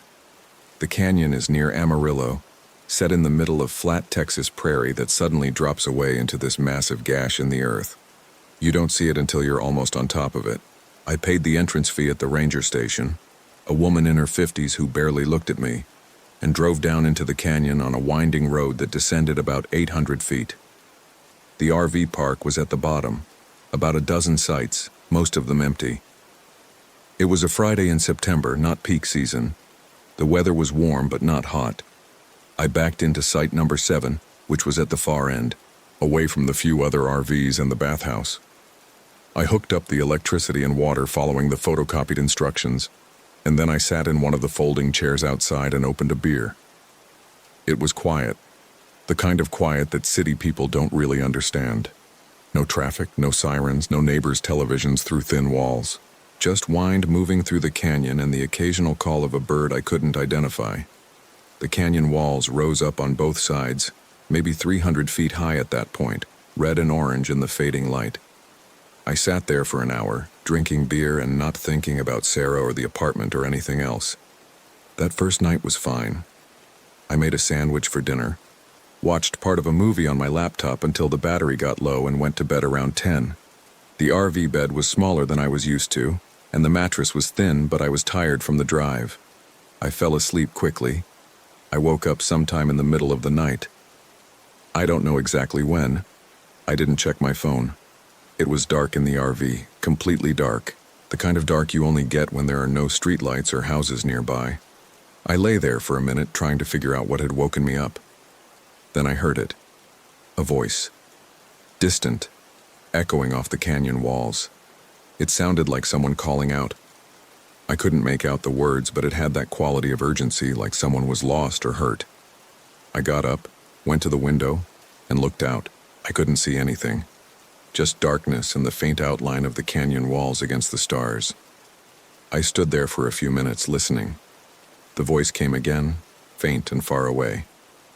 It sounded like it was coming from deeper in the canyon, somewhere to the west. I thought about going outside to check, but then I thought about how dark it was and how I didn't know the area. People get lost in canyons all the time. If someone was out there calling for help, they'd probably already called the rangers. I got back in bed. I didn't sleep well the rest of the night. Every time I started to drift off, I'd hear that voice again, or think I did. By the time morning came, I'd convinced myself it had been an animal. Coyotes can sound almost human sometimes. I'd read that somewhere. Saturday morning was clear and warm. I made coffee on the RV's 2-burner stove and ate a granola bar for breakfast. There were a few other campers around by then, an older couple in a massive motorhome 2 sites over, a family with kids in a smaller trailer near the entrance. I nodded at the older couple when I walked past on my way to the bathhouse. They nodded back. I decided to go hiking. The canyon has about 30 miles of trails, and I picked one that the map at the trailhead said was moderate difficulty, about 5 miles round trip, going deeper into the canyon and looping back. I packed a backpack with water bottles, sunscreen, my phone, and some trail mix. I left around 9 in the morning. The trail started out easy, mostly flat, following a dry creek bed. The canyon walls were steep on both sides, layered in bands of red and brown and white. Juniper trees and mesquite scattered around. It was pretty in a harsh way, the kind of landscape that doesn't care if you're there or not. I passed a few other hikers going the opposite direction in the first mile. We did that thing where you say morning or nice day and keep walking. After about 45 minutes, I hadn't seen anyone else. The trail started climbing, switchbacks up the side of the canyon wall. It was steeper than I'd expected. I stopped a few times to drink water and catch my breath. I reached the top of the ridge around 11. The view was worth it. You could see for miles across the canyon floor, all the way to the other side. I took a photo on my phone, sent it to my brother in Austin with the caption, "Better than the office." He texted back a thumbs-up emoji. That's when I heard it the first time. My own voice, calling for help. I need to be clear about this. It wasn't someone who sounded like me. It wasn't an echo of something I'd said. It was my voice, my exact voice, with my inflection and my vocal patterns, coming from somewhere deeper in the canyon, calling out, "Help! Somebody help me!" I froze, stood there on that ridge with my phone in my hand and listened. It came again, fainter now, from somewhere below me and to the west, where the canyon branched off into a side gorge. "Hello?" I called out. My voice echoed off the rock walls. Echo, echo, echo. But that other voice didn't respond. I waited. Nothing. I looked at the trail map on my phone. The path I was on looped back to the trailhead from here, but there was another trail, unmarked on my map, that seemed to branch off toward where I'd heard the voice. Just a faint line of disturbed earth between the rocks. I want to be clear about my thinking at that moment. I'm not an idiot. I know that following strange voices into canyons is how people end up on search and rescue reports, but it was my voice. That's what got me. If it had been anyone else's voice, any other sound, I would have turned around and hiked back. But hearing yourself calling for help does something to you. It creates this obligation, this weird responsibility to yourself. I started down the unmarked trail. It was rougher than the main path. More rock scrambling, less clear where the trail even was. I had to use my hands in places to climb down between boulders. The canyon walls got steeper, closed in on both sides. The temperature dropped as I got deeper. The sun couldn't reach this far down. I called out again. Hello? Where are you? Nothing. Just my echo bouncing back. I checked my phone. Still had signal, 2 bars. The time was 11:47 a.m. I took a screenshot of my map, showing my location, just in case. You hear about people getting lost in places like this. I didn't want to be that person. The side canyon twisted and turned. I followed it for maybe 20 minutes, calling out every few minutes. No response. I was about to turn back when I saw something ahead. A flash of color against the red rock. Blue fabric. I climbed over another pile of boulders and found it. A backpack.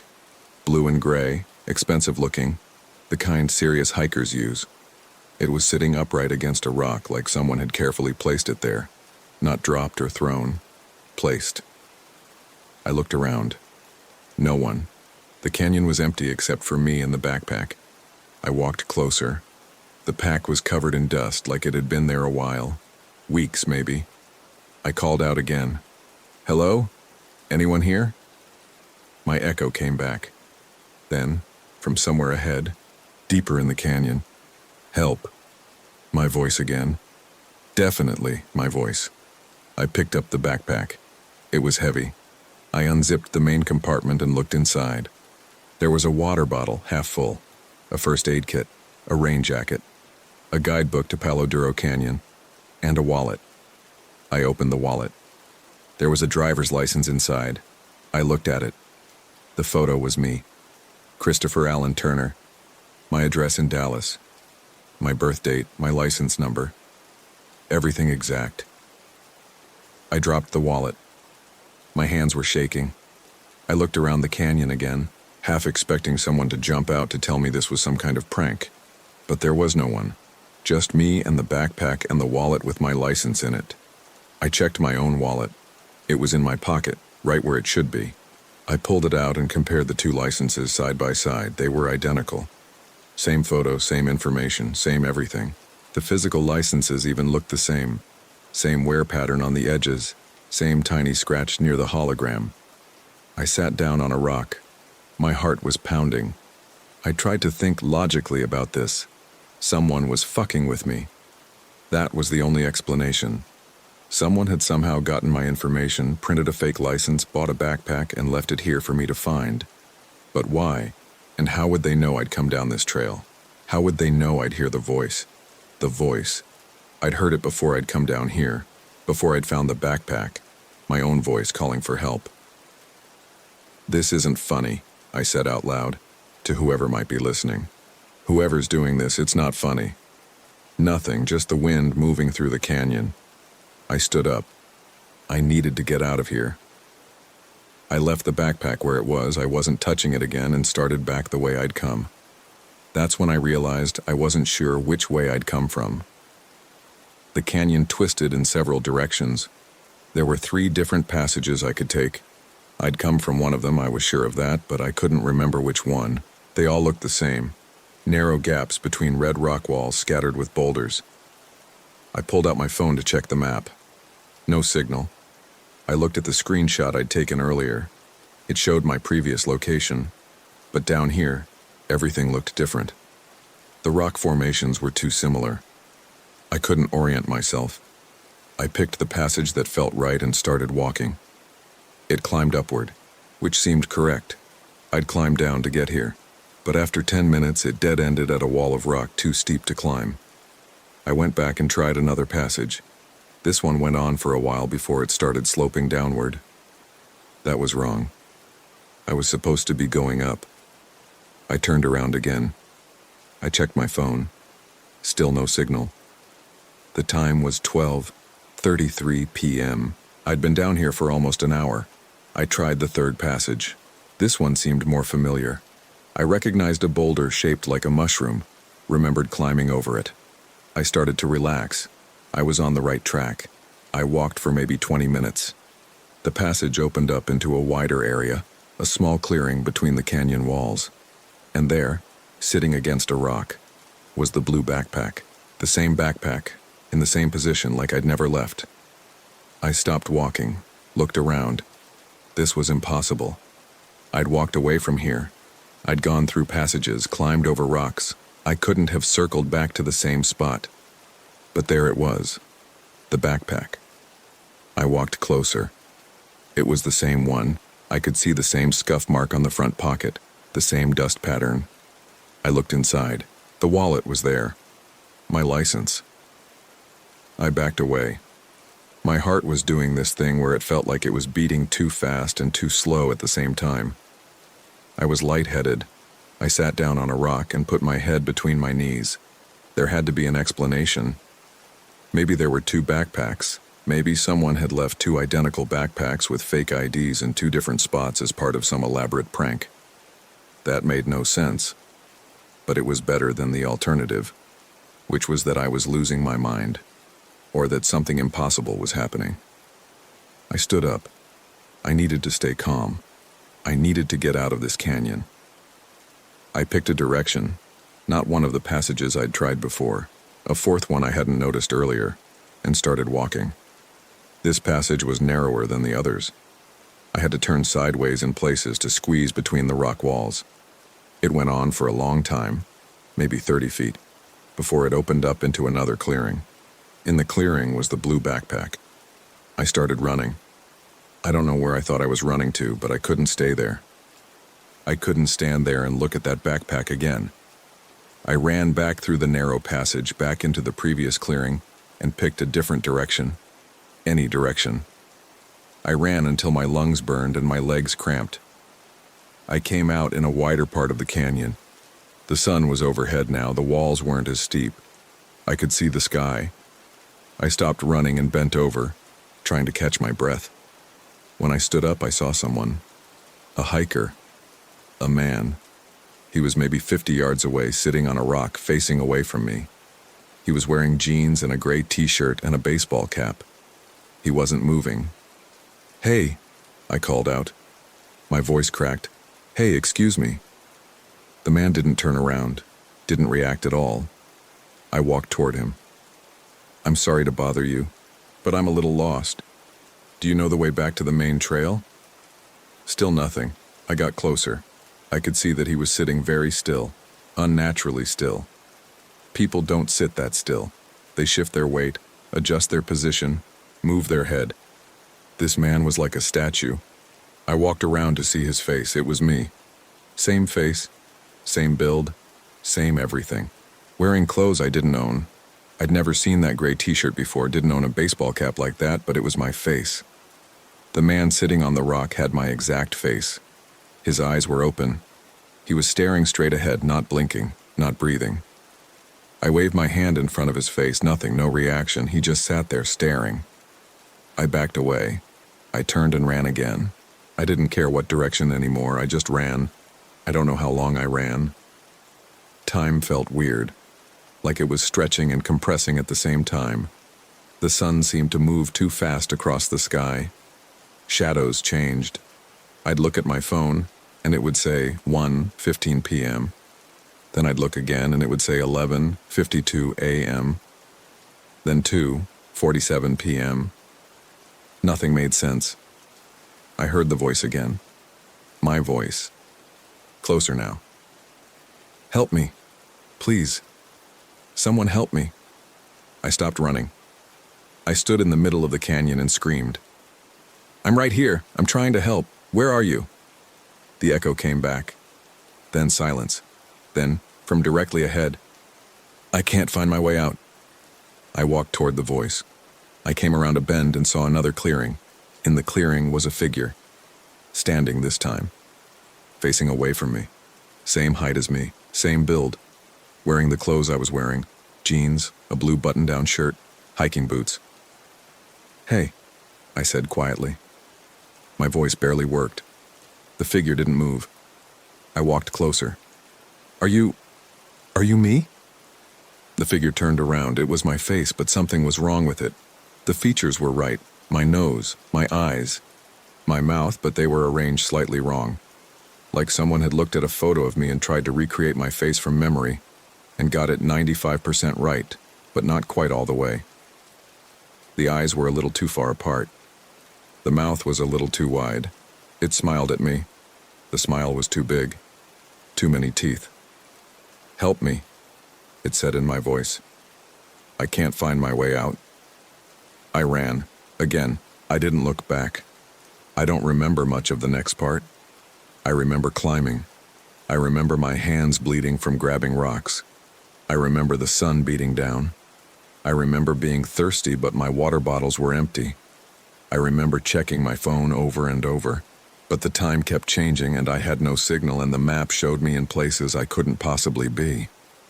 I remember finding the trail, the main trail, the one I'd started on. I remember recognizing the switchbacks, the view across the canyon. I remember thinking I was safe. I got back to the trailhead around, I don't know what time. My phone said 4:47 p.m. That seemed right. The sun was lower. Evening was coming. There were other people in the parking lot. The older couple I'd seen that morning. A family loading kids into an SUV. Normal people doing normal things. I wanted to run up to them and tell them what had happened. But what would I say? That I'd seen myself sitting on a rock? That I'd found my own backpack with my own ID in it? They'd think I'd had heat stroke. Maybe I had. Maybe that's what it was. I got back to my RV, site number 7. Everything looked the same as I'd left it. I went inside and drank about a liter of water straight from the jug. I sat on the bed and tried to calm down. My hands were still shaking. I checked my phone. It had signal now. I pulled up a browser and Googled, "Hearing your own voice, Palo Duro Canyon." Nothing relevant came up. I tried doppelganger Palo Duro. Still nothing. Strange experiences, Palo Duro Canyon. That brought up a few results. A forum post from 2019 about someone who'd gotten lost on a trail and heard voices. A blog post about local legends. Nothing about seeing yourself or finding your own belongings. I sat there until it got dark. I didn't want to go outside. I made a peanut butter sandwich for dinner but could barely eat it. I kept thinking about that figure, the one with the wrong face, the too wide smile. Around 8 o'clock, someone knocked on my RV door. I froze, didn't move, didn't breathe. Another knock. "Hello? Anyone home?" A woman's voice, not mine. I relaxed a little. I opened the door. It was a ranger. 40s, short hair, uniform. She had a flashlight even though it wasn't quite dark yet. "Evening," she said. "Sorry to bother you. We're checking with all the campers.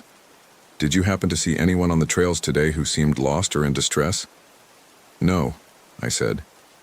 "Then, why?" "We got a report from another hiker. They said they heard someone calling for help from one of the side canyons this afternoon. We sent a team out to check but didn't find anyone. Just wanted to make sure all our registered campers were accounted for." "What time was this?" I asked. She checked a notepad. "Call came in around 2:30. The hiker said they heard it while on the ridge trail. That was around the time I'd been down in the side canyon, hearing my own voice." "Did the hiker say what the voice sounded like?" I asked. The ranger looked at me strangely. "Just that it sounded like someone in distress." "Why?" "No reason," I said. "I didn't see anyone. I was hiking this morning but came back around 4 or 5. She nodded. "All right. Well, if you hear anything tonight, give us a call. Emergency number is posted at the bathhouse." She started to walk away, then turned back. "Oh, and one more thing. If you're planning to hike tomorrow, maybe stick to the main trails. Some of the side canyons can be tricky. We had a hiker go missing back in 2018. Never found him. His backpack turned up a few months later, but that was it." "What kind of backpack?" I asked. My throat was dry again. "Blue and gray, I think. Why?" No reason, I said. Thanks for the warning. She left. I closed the door and locked it. Then I checked it twice to make sure it was locked. I didn't sleep that night. I tried. I lay in bed with my phone next to me, the screen facing up so the light would fill the RV. But every time I closed my eyes, I saw that figure with the wrong face. Heard my own voice calling for help. Around midnight, I heard something outside. Footsteps. Someone walking around my RV. Slow, deliberate steps. They circled the RV once, then stopped at the door. A knock. "Help me," said my voice from outside. "I can't find my way out." I didn't answer.